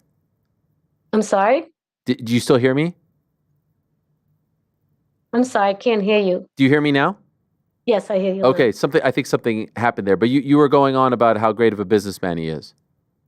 Yeah, he's an amazing businessman. He really, really is. It's that's undeniable. What he did for Amanda Serrano is incredible, and I give the man that respect. I think that he should really be a major player in this game because he knows how to put on a show, and that's what it is, right? It's a form of entertainment, and it's also prize fighting, meaning you fight for money. At the end of the day, that's why boxers get those big paydays. And I just wish that, it's just hard for me to see like really great fighters like David Benavidez, which his fight's coming up February 1st. Yay! Yeah. Not have the big paydays, you know what I'm saying, that he deserves, and so on and so forth, and how long it took Terrence Crawford to get his big payday. Thank God he's getting it now because it was well deserved. It was long overdue. So that part of me like kind of goes, oh, but the other part of me says he's good for the sport because he knows how to promote a fight. He really does. And he puts eyes on a fight that would never be there, that wouldn't be there before. So he's a very complicated, controversial figure. I saw you bigging up Morrell and Benavidez, who are fighting on February 1st. That is a tremendous fight, and there's a litany of great fights coming up. There's rumors that are coming out today about the February 22nd card in Riyadh, which is absolutely, positively stacked. Could I ask, because I did also see you posted an emoji of like the eyes like this when word got out that Turki Al-Sheikh was buying Ring magazine. How do you feel about their influence in boxing these days, and how much they are doing in the sport? I'd rather not comment on that. Okay. I don't like to mix politics and boxing, so I'd rather not comment on No, and this is not political at all. I just mean there are some people. Political. Well, the question wasn't. I'm saying I hear from some people saying these are the fans. I don't agree. I don't like having cards with 8 great fights because now it's super stacked, but then there's 4 or 5 weeks of nothing. You know what I mean? Like, I think traditional boxing fans like one massive main event and some lesser fights, or maybe a main and co-main and some lesser fights. I come from the UFC world where it's like super stacked from top to bottom. I say give people these super stacked cards. The one that's being discussed for February 22nd is not your traditional boxing card, and the ones that they put on aren't traditional boxing cards because they're so stacked. And so I was just wondering where you fell. I wasn't talking about the politics or the history there. Do you like the super stacked cards, or do you like it more one massive main event, solid co-main, and then the rest are up-and-comers? I like whatever. I really do. I mean, there's something to be said about a super stacked card. Give us the entertainment. Like I said, I mean, it doesn't matter to me, really. Okay. What is the most anticipated fight for you in 2025? David Benavidez fight. Why is that? Because I want his due. I want him to get his due. I really want him to get his due. He has improved. He has that undeniable power. They call him the monster. He's been putting in the work. He's put in the time. He's been in this game long enough. He needs those big paydays. You know what I mean? And so I'm just really hoping he comes through on February 1st. So that to me is the fight I'm looking forward to the most right now. Would you say that we're never going to see Benavidez Canelo, or are you still holding out hope that that's going to happen? I don't think it's ever going to happen. Yeah. I really don't. I just, and no disrespect to Caleb Plant, because I was happy that Caleb Plant got that big payday. I really was for him. But if you're going to give Caleb Plant a shot, why don't you give Benavidez a shot? So when he didn't, I was like, maybe this is never going to happen. You see, just from that like 1 minute answer, how do people not walk away being like, holy crap, Rosie's not just a fan, like an Uber fan, a hardcore fan. You love this stuff. And I did know that you go to the cards. You go to the theater at MSG, you go to the Lou DiBella shows, Broadway boxing, all that stuff. You've been watching boxing for, I don't know, maybe 20, 30 years, probably even more? More. Your interview, by the way, with Mike for Interview Magazine was the best piece of content leading up to that fight. I don't even want to summarize it, because I don't think it does it justice. Obviously, he's very comfortable with you and you have a relationship, but it goes into so many different places. My only complaint is I wish it was on camera. Like, I wish I could. Was that done over the phone or in person? That was done over Zoom. Zoom. It was so freaking good. Yeah, but nobody's ever going to see it because they edit it. What happened with that is that they gave me a list of questions, and I probably asked only 2, and I was driving myself crazy. Like, I was calling people like Chris Rock, what am I going to say? What am I going to say? And everything. And so I just looked at the questions, and as soon as Mike came on, he goes, hey, buddy. And it was just so familiar, like, oh, okay, he's not taking this so seriously, and let me just calm down. And we just started going. And chopping it up, and I loved it. And the reason why I allowed it to go the way it did is that the most exciting thing to me about boxing is, outside of seeing a championship fight, is the backstories. It's the story of the fighters. It just means so much to me because you root for them even more so. And it's so interesting. Remember with HBO Sports, HBO Boxing, they did it the best, man. Yes, 24/7. 24/7. They're the ones that started it. And then Showtime picked it up, All Access. And, the stuff that Mark Kriegel does for ESPN. I love all that stuff. I love it, because you want to get to know the people that you admire, a little bit more, and it means so much more when they get up off the canvas, because you understand all they went through outside of the ring just to get inside the ring. So, and I just wanted to talk about really Mike 2.0, because I've seen him. I've known him since the early 80s. And I've seen him, rise and fall and then rise up again. And it's just incredible to me. And, someone with a difficult background that I've had myself, I know how hard it is to get out of your own damn way. It really is hard. And I also know how sensitive Mike is. And people don't really talk about that, and how spiritual he is. And I didn't know about the toad. Yeah, the toad is the best part. That blew my mind. That I was like, what are you talking about? And then when he told me that, Kiki has done it, I was like, what? And that he's done it like 90 times. I was like, you're insane. What are you doing? Because I had a difficult childhood, because I came from abject poverty, I don't want anything to jeopardize my life. I don't want anything to jeopardize what I've worked so hard for. Like, someone invited me to go bungee jumping. I was like, why? And they were like, it's perfectly safe. No. Even if there's 1 in a million chance, I'm not taking it.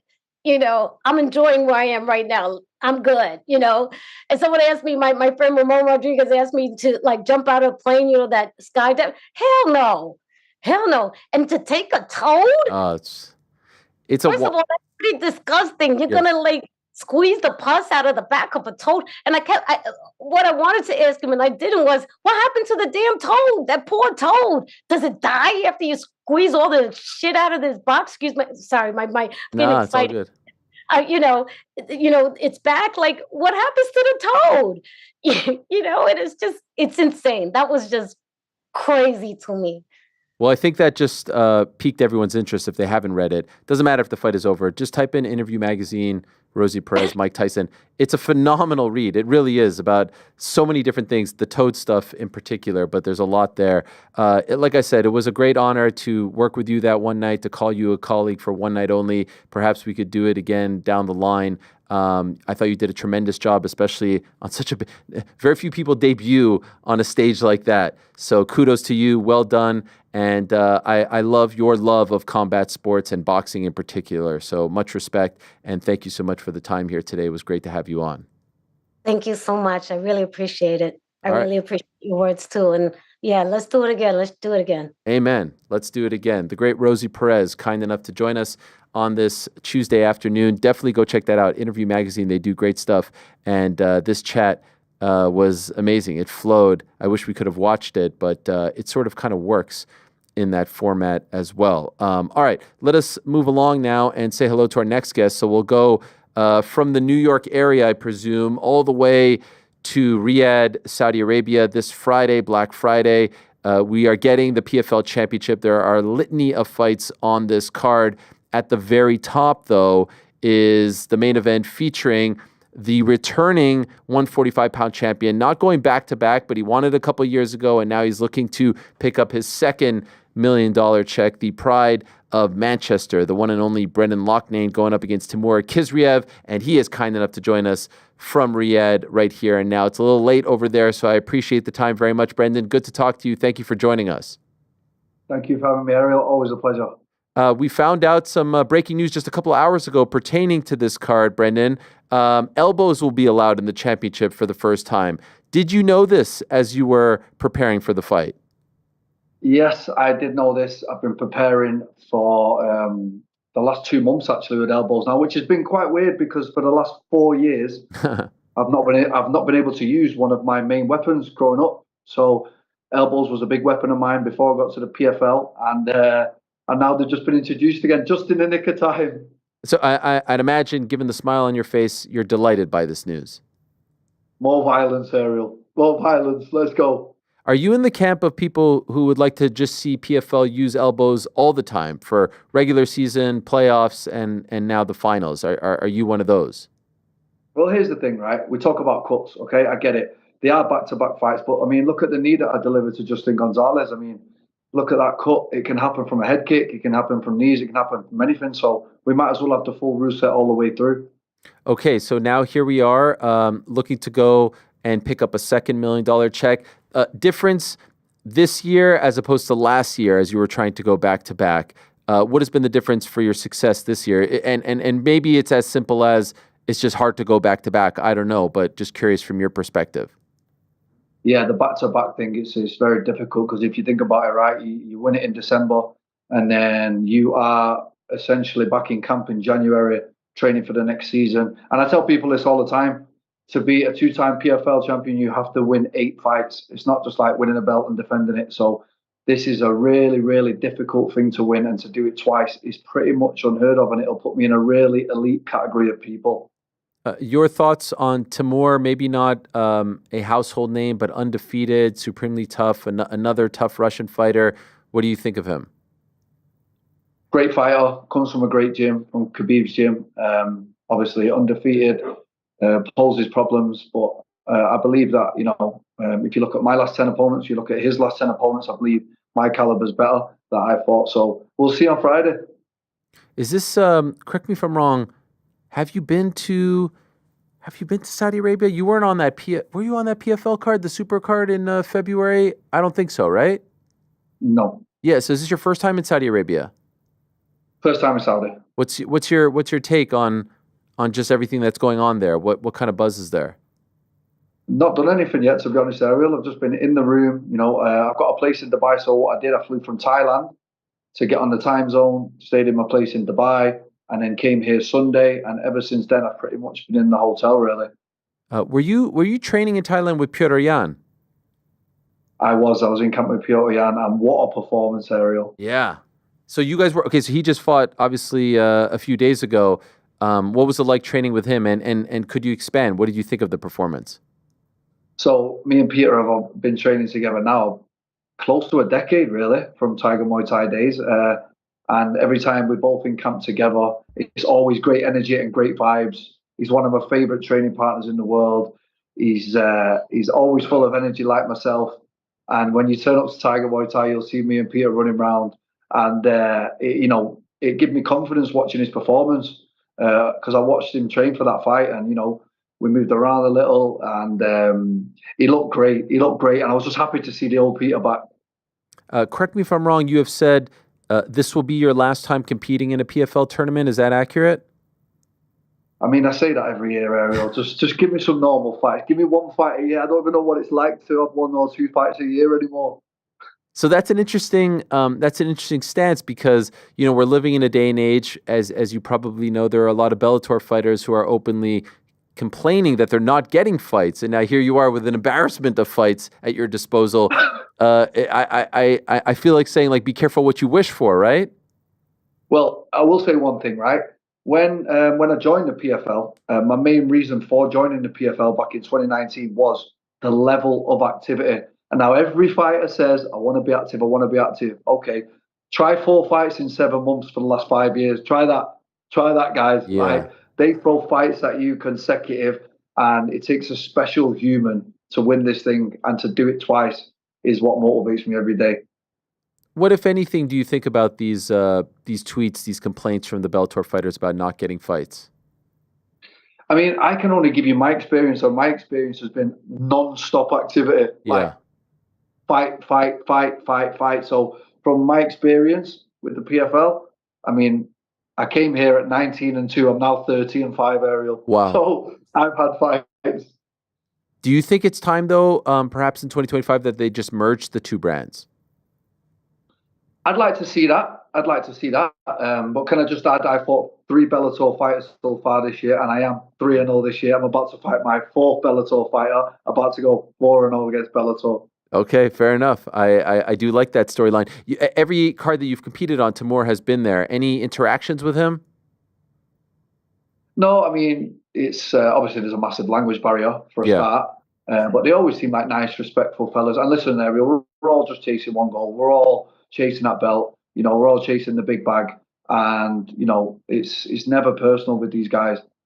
There's a lot of, I would say, Manchester flavor on this card. Yourself, Louis McGrillen, and of course Dakota Ditcheva. I may be forgetting about 1 or 2, but those seem to be the top 3. Could I ask your thoughts on what Dakota has done in particular during this season? Because I think a lot of people thought, all right, she's the poster woman, if you will, for what PFL is trying to do, and she continues to surprise people. This by far her toughest test against Taila Santos. But I think she's starting to open up a lot of eyes and make a lot of non-believers into believers. I am a huge fan of Dakota Ditcheva. I've known her, a team, a family for, over a decade again. She comes from a fighting family. I always knew she was going to be a superstar. She's got her grappling in check now. And, she walks the walk and she talks the talk. She finishes people. And the Manchester are carrying the PFL at the minute. Yes. Me, Lewis and Dakota, knockout after knockout. We talk well, and Manchester on the map. Tell them, Ariel. I love it. No, I love everything about it. And a fellow, I always screw this up. Mancunian, is it Mancunian? Well done. Mancunian, yes. I know. Sometimes I say Mancurian, but that's inaccurate. Mancunian. Yeah, you are. A fellow Mancunian, we just found out, is returning to action in January. But I'm wondering where your allegiances lie. It's Tommy Fury of Manchester against your boy Darren Till of Liverpool. So how do you decide where to root in that one? I'm so glad you brought this up because I actually want credit for fixing yours and Darren's relationship. I believe I patched it all up. Am I right, Ariel? Wow. Tell us. Can you jog my memory? I remember when I came in, yes, and I was like, listen, Ariel, you know how Darren gets from time to time. Can we just let this one slide? Did I not, Ariel? You did. And look at us now. Now he's a constant on the show once again, going for runs in the middle of the interview. He just delivered one of the greatest Ariel Helwani interviews of all time, yes or no? It was magic. Yes, it was magic. It was. It was great. It's great to have him back. It's great to see him competing. I know Tommy as well. And how great is this for Darren? Like watching John Fury and Darren Till go at it is one of the greatest things I've seen on TV. And you know what? Darren's no pushover. You know, John and Tommy and Tyson, they're intimidating guys, but Darren ain't intimidated by no one, and it's making for great TV. It's a wild scene, and he did say that, I was all by myself. They come, 8, 10 deep, and I suggested, you need to bring some boys for fight week. Are you willing to offer up your services? Because it is in Manchester. I know Dubai is mostly home these days for you, but that's right. That's your stomping ground there. So would you show up to support the Liverpudlian Darren Till? Listen, Darren is my boy through and through. My brother. I cornered him in his last fight against Dricus.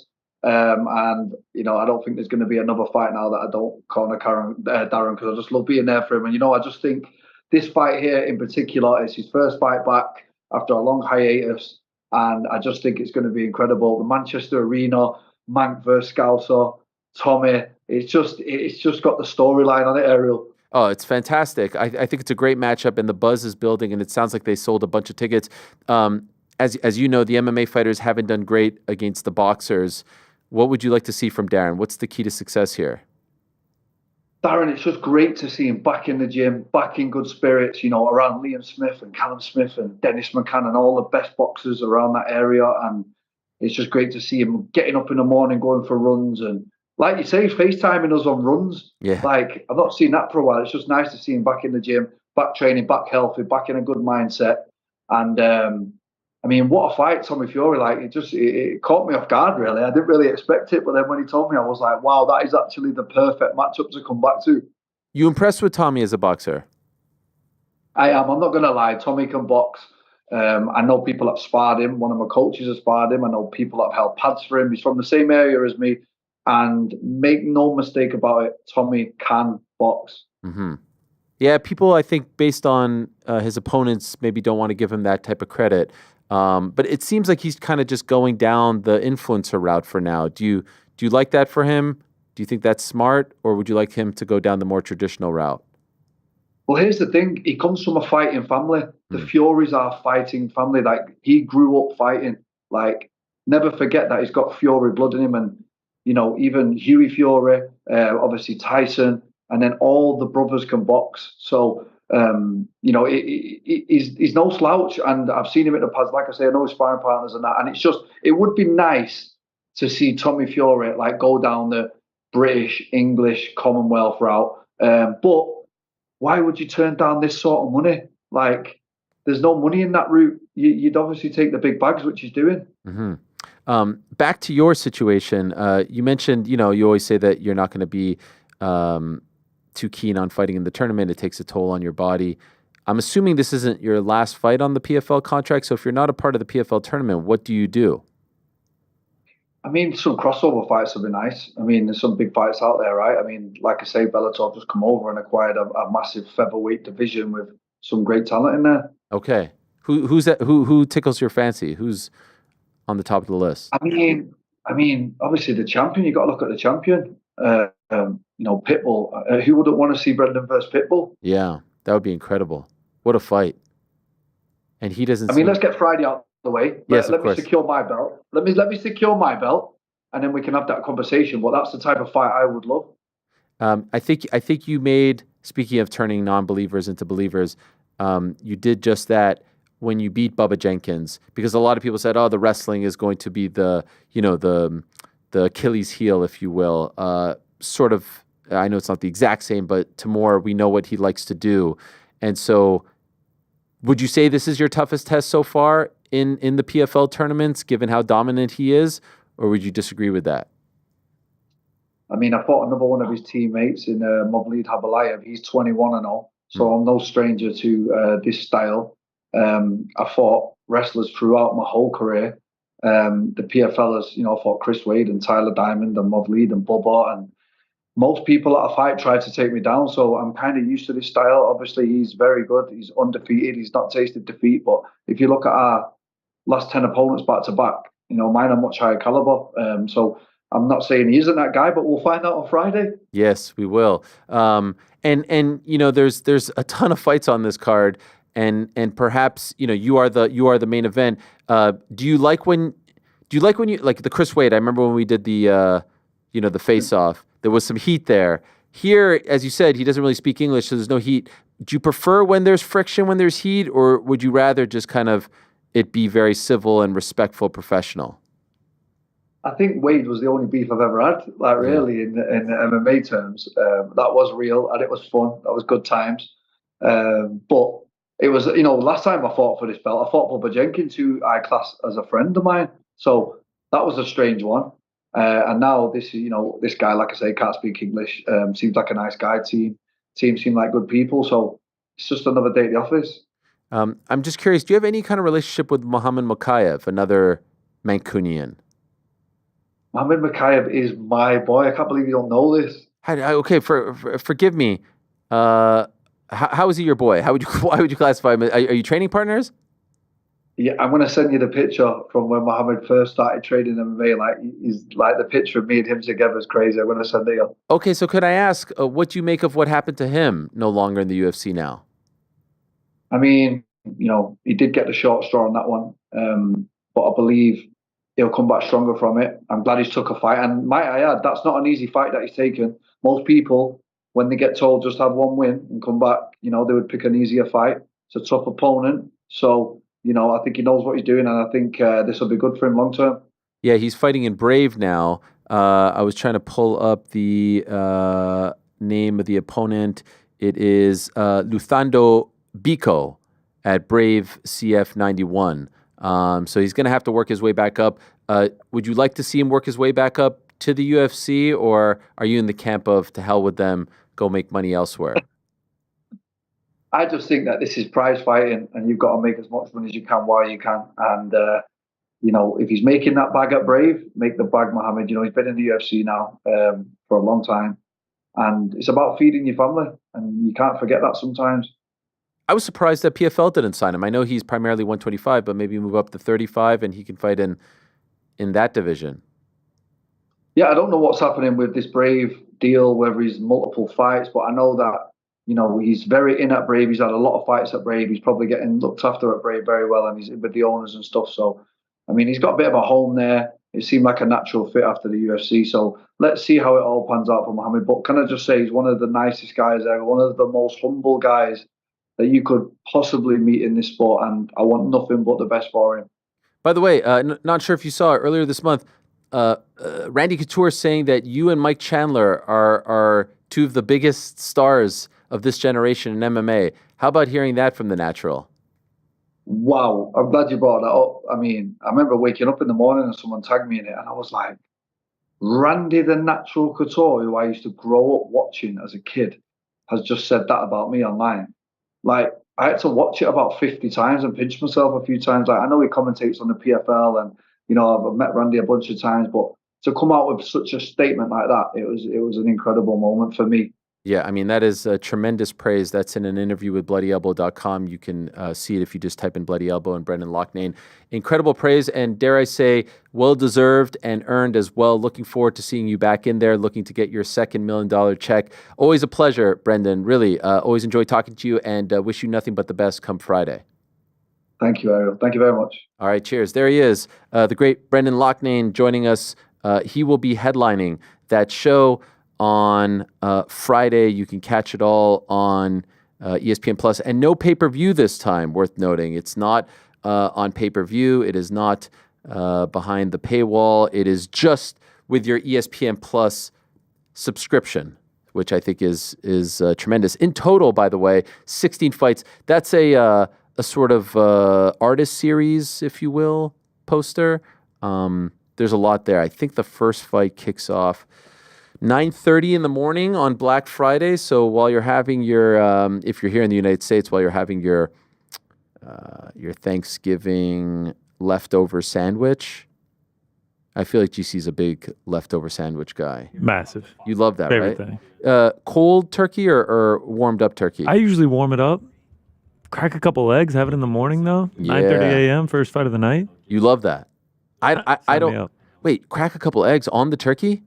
Make it a breakfast sandwich, man. Oh wow, I don't like cold. What, turkey can't go with eggs? I mean, bacon goes with it. Come on. Yeah, I don't like cold turkey. I don't like cold chicken. I don't like any All right, of so that. let's heat it up. Yeah, all right. With egg on top. Not even like a cold cut. Let's make it a breakfast sandwich, man. Come on. Okay, fine. Well, there you have it. All right. Very, very excited to talk to our next guest. Been a while since we've had him on the program, and he is very much in the news. He is going to return to action on Monday, December 30th at 9 p.m. Eastern here in the United States. It will be live from Tokyo, Japan, co-promoted by Fanmio and Ryzen. It's a boxing exhibition bout featuring one of the biggest stars in boxing, King Ryan Garcia, going up against Rukayo Anpo, who went up against the one and only Manny Pacquiao very recently. It's available globally via Fanmio pay-per-view, excluding Japan. And for those wondering, contested at 153 pounds, full boxing rules implemented across 8 2-minute rounds. Without further ado, let us say hello once again to the one and only Ryan Garcia. There he is. Hey, Ryan. How are you? Miss you too. It's good to see you. You're smiling. You appear to be in good spirits, healthy. How are you? Yeah, I'm good. Doing good. Excited for this event and excited to be on your show. So thank you, my man. I appreciate it. How did this all come about? How did this opportunity come about? So I was invited by Ryzen to watch the Manny Pacquiao fight. And, you know, I love Manny Pacquiao. I've always been a big fan of him. So went out there to Japan and seen the event. The event was amazing. So many people went and tuned in. So, you know, they have a huge boxing culture there. And then I seen this dude way bigger than Manny Pacquiao and way younger, just trying to beat up on him. And was going like haymakers the whole fight and just being, you know, obnoxious in the ring. And I was like, oh my God, dude, if they give me a chance, I'll knock this dude out. And then I guess the talk started there.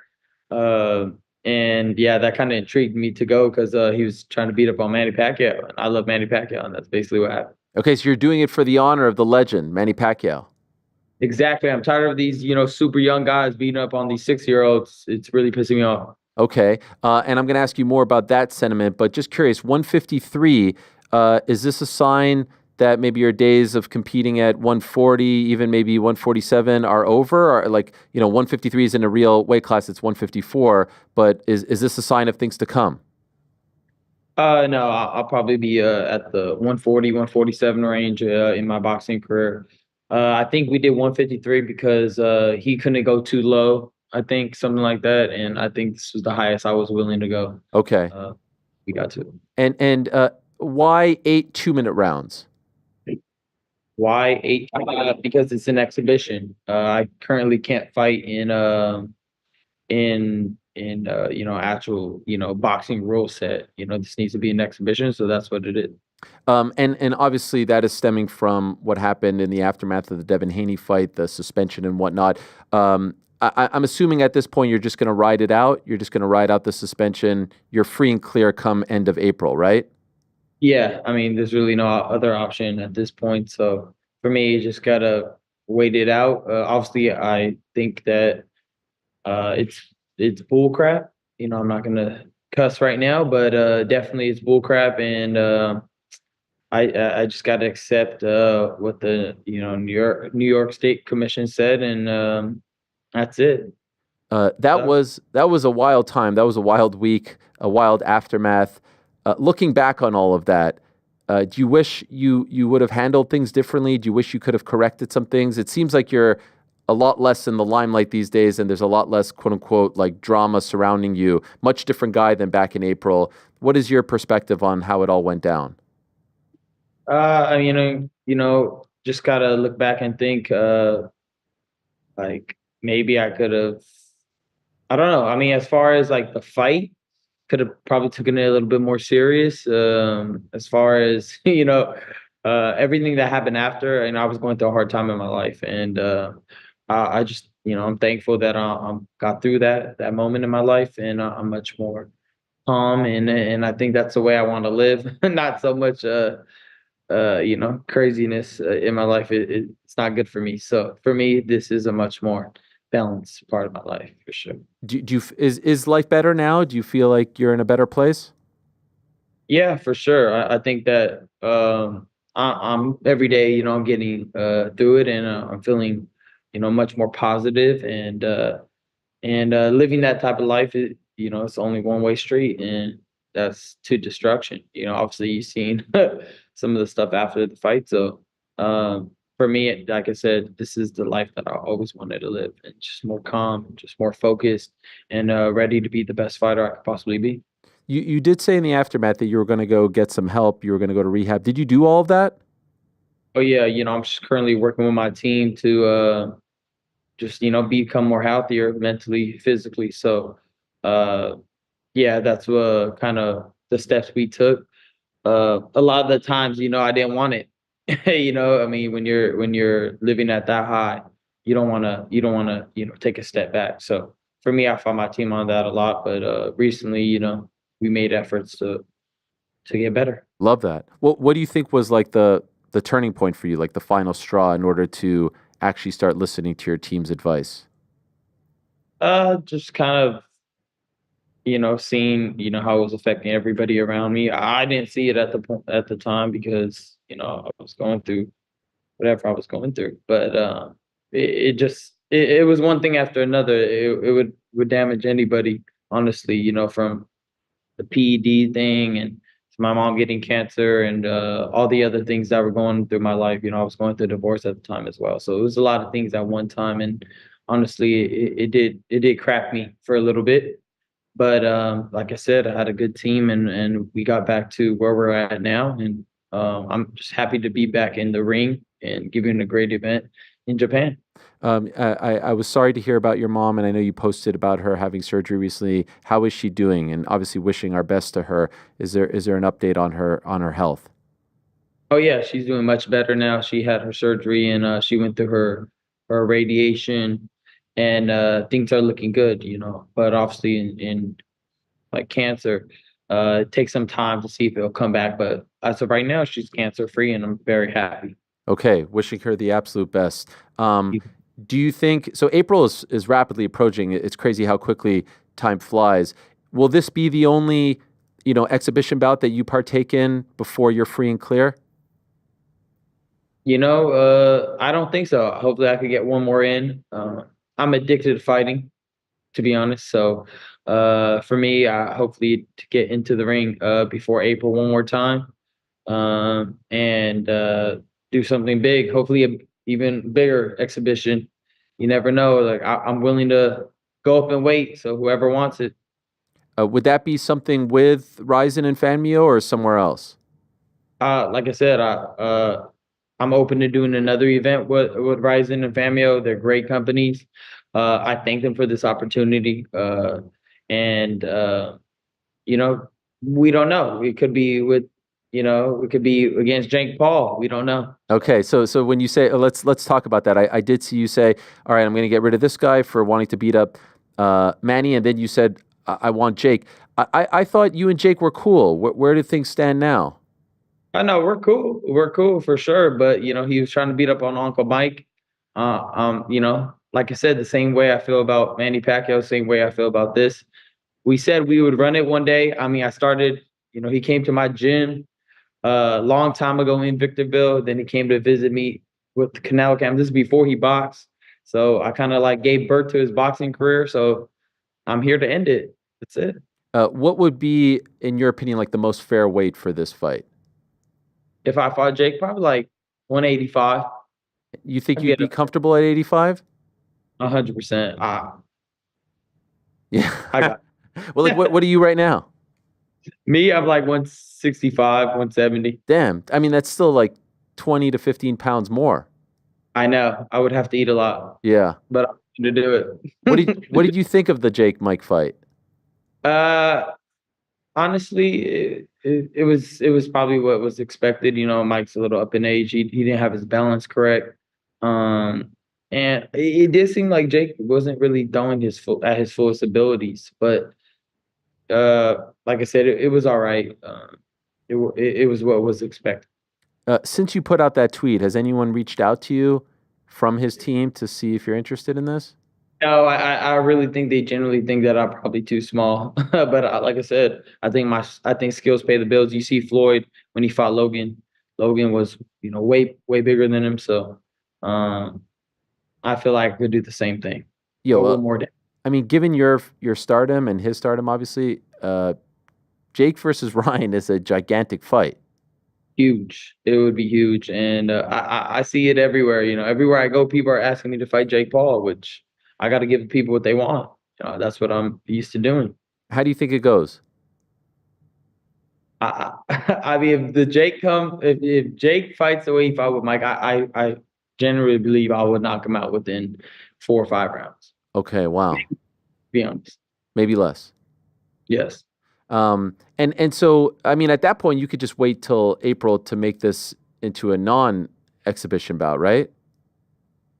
Yeah, I mean, if that's my first fight back, that's what Golden Boy wants and the team wants, that would be amazing. Okay. I will say, though, I really do think that you versus Devin, the rematch, is just massive, mammoth, given everything that has happened. What is your interest level in that? I still have that. It kind of, it's a little bit personal now. He sued me. That's crazy. He sued me after the fight. And that's a real legitimate lawsuit that I'm going through. Also, just what his dad's going around saying and all that. Yeah, this fight, I think the rematch would be huge. They think that I cheated. They think that they would win. If there's no Austrian in my system, which again, I don't even know how I got there, but if they feel that way, let's run it again. And I'm going to do them worse because I didn't even train for the fight. So you didn't train for the fight? Well, not at the fullest abilities I could have. I kind of was just crashing out, but now I'm focused and I'm willing to I'm going to whoop him even worse this time, to be honest. Where does the lawsuit currently stand? I don't know. I think I got served and that was the last thing I got. So I don't know where it stands, but that was the last moment of the lawsuit was I got served at my house that Devin Haney suing you for this and that. And to the best of your knowledge, what exactly is he suing you for? Battery. Oh wow. Battery, and I don't know. I think it was battery and some other stuff, but the only thing I remember was battery. Okay. And just curious, did you have to pay the fine and the bet and all that stuff? Everything. I paid all that money to him, and yeah, like I said, just couldn't accept the loss. In a perfect world for you, where and when does this rematch take place? I don't care where it's at, to be honest. I'm just here to prove that was easy work. I'm gonna do it again. That's it. Do you think it happens in 2025? If he wants it, I mean, that's him. He hasn't even attempted to get back in the ring. He's not even suspended. So I don't know how angry he is. Are you surprised he hasn't gone back in the ring? Yeah, I mean, I would want to, get going again and trying to get my, confidence back after that type of loss. I would want to get, right back in the ring and get it going again. But I guess some fighters are different. If you were to choose at the top, like Jake Paul fight, mega fight aside, would he be at the top of the list as far as like the return fight for you? Yeah, him, Teofimo Lopez. I'm looking for some big fights. I'm not looking to, fight, just anybody. I love to fight the best fights, and I've showed it throughout my career, and that's what I'm gonna continue to do and look for. You versus Lopez is huge. What about a Tank rematch? I've seen you guys talk online as well. That too. Like I said, I want to fight the best, and hopefully that me and Tank could do it in the right weight at 140. I'd go down to not go down, but I'll fight him at 140 if he could move up. And I think that was probably the best fight that we could do, unlike last time, which was at 135, 136 actually, which there's no way I could have made. Right. But and no rehydration clause, right? Rehydration clause, everything just the way it should be. Do you have regrets agreeing to that? Like, do you lament that? Does it bother you that you agreed to all that? I hate losing, and it's something that I wish I could run back when I feel my healthiest and my strongest.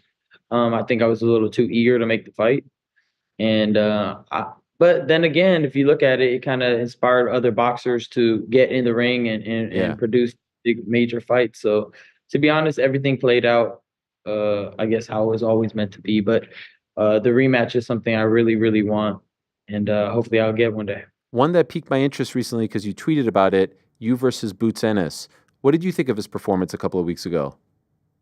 He got hit with that left hook about 1,000 times, and I think that his defense is. I think he's a little overrated. I would probably keep it simple. I think he's a little overrated, and I think that somebody with my talent, I think I could beat. He is obviously a matchroom guy. Would you like to, work a fight with a matchroom fighter again? Do you have any issues with Eddie and the crew over there? No, I don't got no issues. I think that he my dad and him, I guess, got into it a little bit after the death. Yes. But that was crazy. But I don't care. I'll speed up on another one of his fighters. I don't think he always thinks that his fighters are gonna beat me, and I guess that's how he has to feel. But I'm willing to whip one of his fighters again. Where do things stand between you and Oscar and Golden Boy?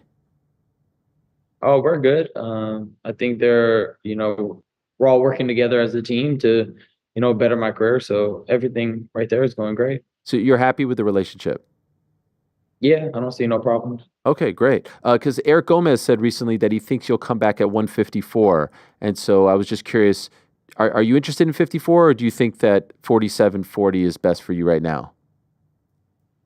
Wherever the best fights are, to be honest. I feel like I could fluctuate my weight pretty easily, from 154 to all the way down to 140. To be honest, I think I could probably do 140, obviously being the hardest, but for the right fight, I feel like I could get down to 140. I saw you at the Sphere for that UFC card, the Noche UFC card. You had a photo with Alex Pereira and John Jones, and a lot of people were wondering, like, oh man, Ryan and John Jones, they're going to tear up Las Vegas. Did you guys hang out afterwards, or was it just the photo op? No, it was just a photo op. I feel like John is a different, man nowadays. And at that time, I was slowing everything down as well. So we did not get into it, but we did sing my song together. So that was cool. I love that. What did you think of the show, of the whole production? I thought it was cool. I mean, you had like, it was a little confusing though. Like, I mean, it was hard to like focus on the fights, to be honest. There was so much going on. Sean O'Malley, he didn't fight his best that night. I was a little disappointed in that. I was wanting to see, like, a classic Sean O'Malley knockout. I didn't get it. But other than that, it was a great event. Okay. You two have had a back and forth as well. Is that something you're still interested in, or after that, no more? No, I'm interested in it. He could make a run back. I think he's a big star regardless. I think he looked off that night. I don't know what was up with him, but he did not have his usual explosiveness and agility. So I think maybe now that, a couple fights, he wins, we could run it again. Mm-hmm. There has been also some talk of you fighting in Dubai in January. Is there any merit to that? Possibly. We were in talks to fight somebody in Dubai. Jabber. I don't know where right now. Yeah, Jabber. I don't know where that's at anymore. So we have to see. Okay, and so basically, as long as these are exhibitions, no commission can tell you not to do it, right?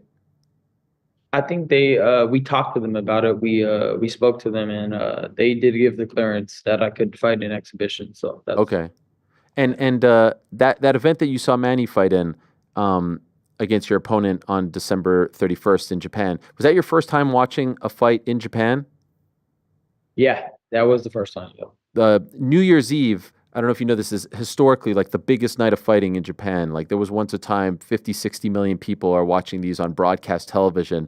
And the promoter of Rizin, a gentleman named Sakakibara, was the one who put on these events for Pride Fighting Championships. So this is a really massive deal that you're fighting on this card. I'm sure you know some of this, but like, this is huge. Like, especially in the MMA world, it's really like a very prestigious and massive honor to be involved in one of these shows. Wow. No, I didn't know the significance of it. So that even makes it even more exciting. The president of Rizin is actually here right now. So he's a legend. Yeah, he is a legend. I met him in Japan. So this is going to be a big event. I didn't know how big it was.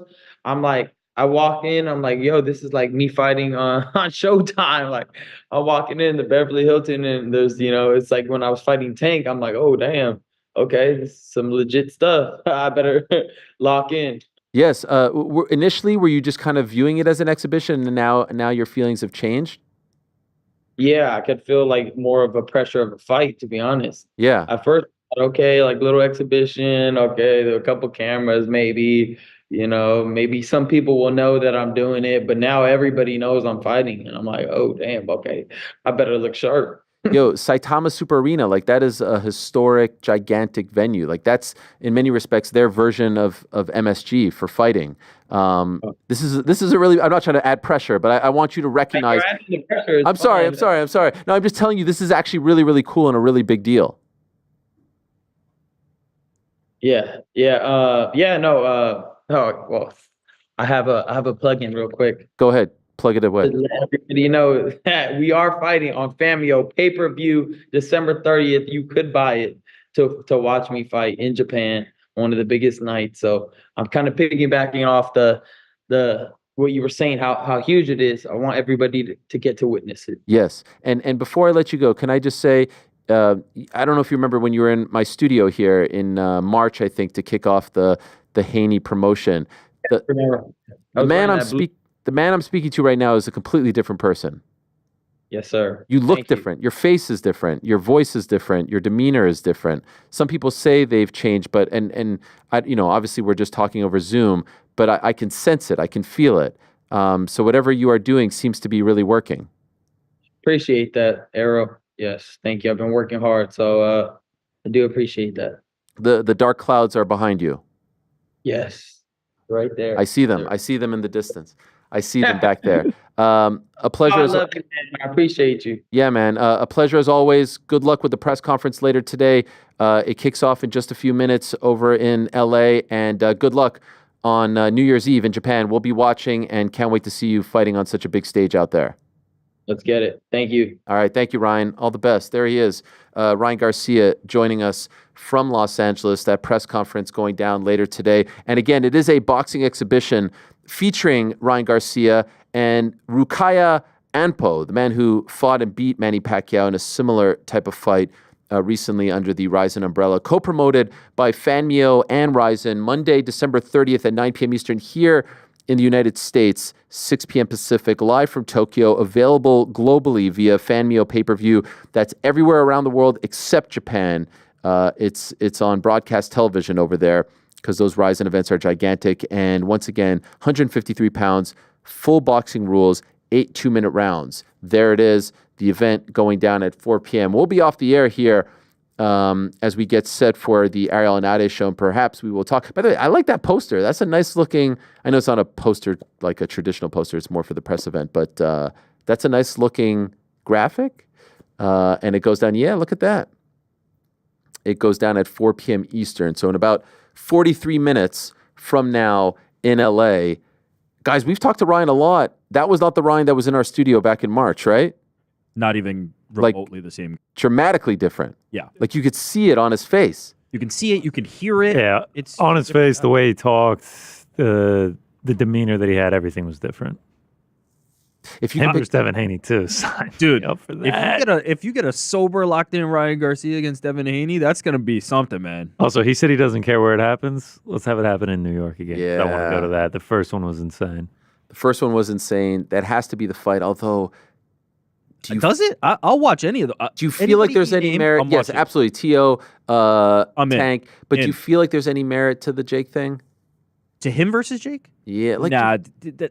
He is too. That's just silly. He's too small for Jake. Okay, he doesn't seem to mind. He said he'll eat a lot. I mean, we did see Floyd versus Logan, and that's essentially in an exhibition and something that I don't think anybody was expecting to. I know Logan claims he won that fight. That's not what I'm after, and I don't think boxing fans are after that. Nor do I think Jake Paul is particularly after that at this point. Yeah, I don't think Jake Paul wants to fight Ryan Garcia. I think Ryan Garcia is a big enough name that you can sell that, right? Ryan Garcia and Jake Paul is two huge names in both boxing and outside. They have influence. They are people that are notable. But like as a competitive fight, he's not that size. He's just not Jake's size. Yeah, man. I'm not signing up for it, but I'm not putting anything past anyone at this point. I'd watch it, and a lot of people would watch it. And I think it would even the playing field, right? I think it would be much like with this Mike Tyson thing. The reason it's happening is because of Mike's age, right? Because if it wasn't, if they were equal in age, then Mike Tyson would rip Jake Paul's head off. The same applies here. If they were equal in size, Ryan Garcia is just significantly better boxer, is just a more technical and sound boxer. Because of the size difference, it becomes a little more compelling. I still am not like all the way there. I'd much rather see Ryan Garcia against Devin Haney or Tank or Teofimo. But Jake Paul, like, he's running out of names that can match him on the marquee. Ryan Garcia is a name that can match him on the marquee. The first fight back has to be Devin Haney. It has to be. It has to be. I'm just happy. Like, that was an insane period. The aftermath crazier than the the buildup was pretty. I was going to say the buildup was pretty crazy too, man. But the aftermath was nuts. Like, some of the things that he said, and it seemed like a young man spiraling out of control. Yeah. And not to make excuses for him, I'm not. When you do find out about his mother in the aftermath, and you find out about the divorce, and you find out about the stuff that he was dealing with, and about his mental health that he has talked about in the past. It all kind of adds up, but he has to take ownership, and I think he has to a degree. I mean, it was a shitstorm of epic proportions, like, truly, from the PED stuff to some of the comments online, to, I mean, the behavior, to, I mean, everything was a lot. It was like every day, how can this get worse, right? I think his removal of himself from the limelight and the person that we spoke to today is a sign that he has taken that seriously and taken to heart kind of the feedback around that and what happened there. He's not he's not in the news every day because of these things. Is he even on? I guess he is on Twitter, right? Because he tweeted about Jake. Yeah, but he hasn't been tweeting. Not the storm. Not even like 5% of what he was tweeting back in April and May. Instagram too. There was like a time where he was like posting some. It just looks like a different guy and sounds like a different guy. Yeah, it seems like a dude who's gotten clean and is on the right path right now. Perhaps this is something we could talk to Ade about at 5:00. Shout out. Yeah. Alex Ade. Yeah. Thanks for confirming to Ade what time it actually starts. Why is he? Is he unclear? He's got it now. Yeah. Was he asking about Ariel Ade or was he asking about Ariel Helwani Show? That's what he was doing, yeah. I thought he was asking about our show. Now you're talking about, by the way, you're talking about an internal text conversation. Like no one other than the five of us knows. Internal secret text conversation. Oh, I forgot it was type secret. Sorry about that. Hey, how about our new water bottle here? I can't quite see what the text says. It says, who me? You offered that one to me. Very nice. You can get it right now over at ArielHelwani.com. Yeah, you can shop official merchandise. Speaking of merch, a fan came up with a great idea. Obviously, not enough time this year, but a limited edition tracksuit for St. Stephen's Day. So we can all have matching tracksuits, and the fans can as well. For 2025 St. Stephen's Day, that's going to have to happen. By the way, I do believe someone had reached out to you about this, no? Yeah. Is there anything you can share? We'll see. Okay. Sizes have been given. But someone reached out to make you a tracksuit. Not make me a tracksuit. To gift me a tracksuit. I looked up the ones that Alex Pereira has, and they are not cheap. Especially the one he was wearing over in Korea, the non-Shama one. The Shama ones, he only sold autograph ones. They were obviously sold out. The white one that he was wearing in Korea was like $450. I can't do that just for St. Stephen's Day. But I got something cooking up. You do? To try and compete with the great P.T. Carroll. Wow. I mean, we got some pictures of his older ones. I mean, look at those. I mean, oh my God, look at this. I didn't realize we had the white these in high the hopper. tops too. That looks like a proper St. Stephen's Day right there. Look at Reg. That's from the. Is that from the account Picks That Go Hard? Yes. It is. That is from the account. Internet Hall of Fame. That's just Pizzi rocking the tracksuit. I sort of feel like maybe for the award show or our last show of the year, maybe that's too soon. Matching tracksuits? Well, I think we just all need to rock tracksuits on the air. I'm down. I don't have one, and I'm not getting one. Oh, all right. Wow. Jeez. Okay. Jeez, man. Some fun you are. Even if I got you one for free? All right, now we can talk. I said hard out 320. It's tough. No, you didn't. Again, first of all, you said this. When did you say this? 3.5 minutes late. I legit said hard out 320. Hard out. Hard out. Means you are out by then. Time out. You said this. Who did you say this to? Who was someone was the there? Recipient? Was someone out there? You said 3:30. The room is the room is confirming that this never happened. Technically, like a hard out would mean that like we go off the air at 3:20 whether you're done or not. Wait. So the goal was 3:30. By the way, no. When I say hard out, it doesn't mean like close the lights on me at 3:20. That's hard out. That's what a hard out means. That's what a hard out. I mean, I'm efforting to hit that mark. That's soft out. That's the softest. I'm going to try and be out by 3:20 is what you're actually saying. Also, you said hard out back in the ESPN radio days. The commercials literally we would just go straight to a commercial. The amount of times that hosts just got talked over by the commercials. Oh, trust me, I did it. You just have to kill the mic. You have no other choice. We're switching to the finance feed at 3:20. Yeah. That's what we're going to start doing. The hard out is we switch to finance. They're going to start talking about. You just have to wave. But by the way, my greatest memory of ESPN radio, when they say hard out, it is hard out. And it was usually the second block, I think, is a hard out. So it's like 12 minutes. Going into the bottom of the hour. Or something. And I was, and listen, far be it from me to throw anyone under the bus, but I did book a guest. You shouldn't book a guest in one of those hard out blocks because it's only like 7-8 minutes. Well, I didn't realize that. I come from this world where we could go as long as we want. I book Steve-O in a hard out block and they just ended it. Like he wouldn't stop. And it was like, the computer is literally programmed to fire at a certain time. There's no choice. It was a nightmare. I was so embarrassed. One time I was working Le Batard and they had Bill Walton on and they just asked us to pot him down. We just turned the volume down on him. He just kept talking throughout the entire commercial break. And then when we came back, we just potted him back up and he was none the wiser. Wow. Oh, no way. How long was that break? It was like a 4-minute break and he just kept talking through the entire thing. Legend. Rest in peace, bro. Rest in peace, Bill Walton. By the way, Steve-O could probably give him a run for his money. I know, yeah. You got to be careful with that. Shout out to hard outs. 320. Just 5.5. Here it is. Ariel and Ade live on the DAZN Boxing YouTube channel, also the DAZN app. We're going to have George Kambosos Jr. on to talk about his decision to sign with Matchroom, but we have a lot to talk about regarding Ryan Garcia, regarding February 22nd, regarding Sonny Edwards versus Galal Yafai, a massive domestic dust-up going on this weekend in the UK, regarding perhaps a little Misfits Supercard over in Qatar. So there's a lot to get to. There's a lot to discuss. I'll be doing it with the great Ade Oladipo at 5 p.m. Eastern. So more of us to come. For now, though, for this particular show, we do have to say goodbye. Yeah. That's right. Look at that merch. Tomorrow we're back, and ArielHelwani.substack.com is where you can hit us with questions. We'll be answering those. And I can also let you know, there you have it on the nose, that a guest that has been requested is finally going to join us. First time on the program, Brian Battle going to join us. I'm really looking forward to that. He is a great character. And Iron Mike Chandler is going to join us coming up. Did you think I was saying Tyson? Yeah. Oh, sorry. He'll join us to talk about the fight against Charles Oliveira. Last stop before Thanksgiving. Again, no boys in the back, no crack. You guys want to come in on a Thursday? I'm happy to have you. Yeah, I'll come in on a Thursday, but I won't come in on Thanksgiving. Oh, all right. Well played. How you feeling, by the way? We're getting there. Did the Tylenol cold kick in? Haven't taken it yet. About to. You don't believe you actually? It's not that I don't believe, man. I don't want to OD on the.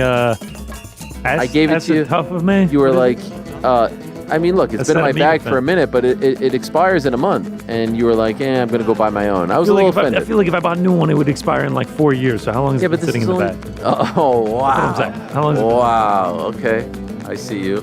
Thank you very much to all our guests today. Tremendous show. Ryan Garcia, Brendan Loughnane, Rosie Perez, and Platinum Mike Perry. Thumbs up to the chat. Thanks to all of you. Thanks to all of them.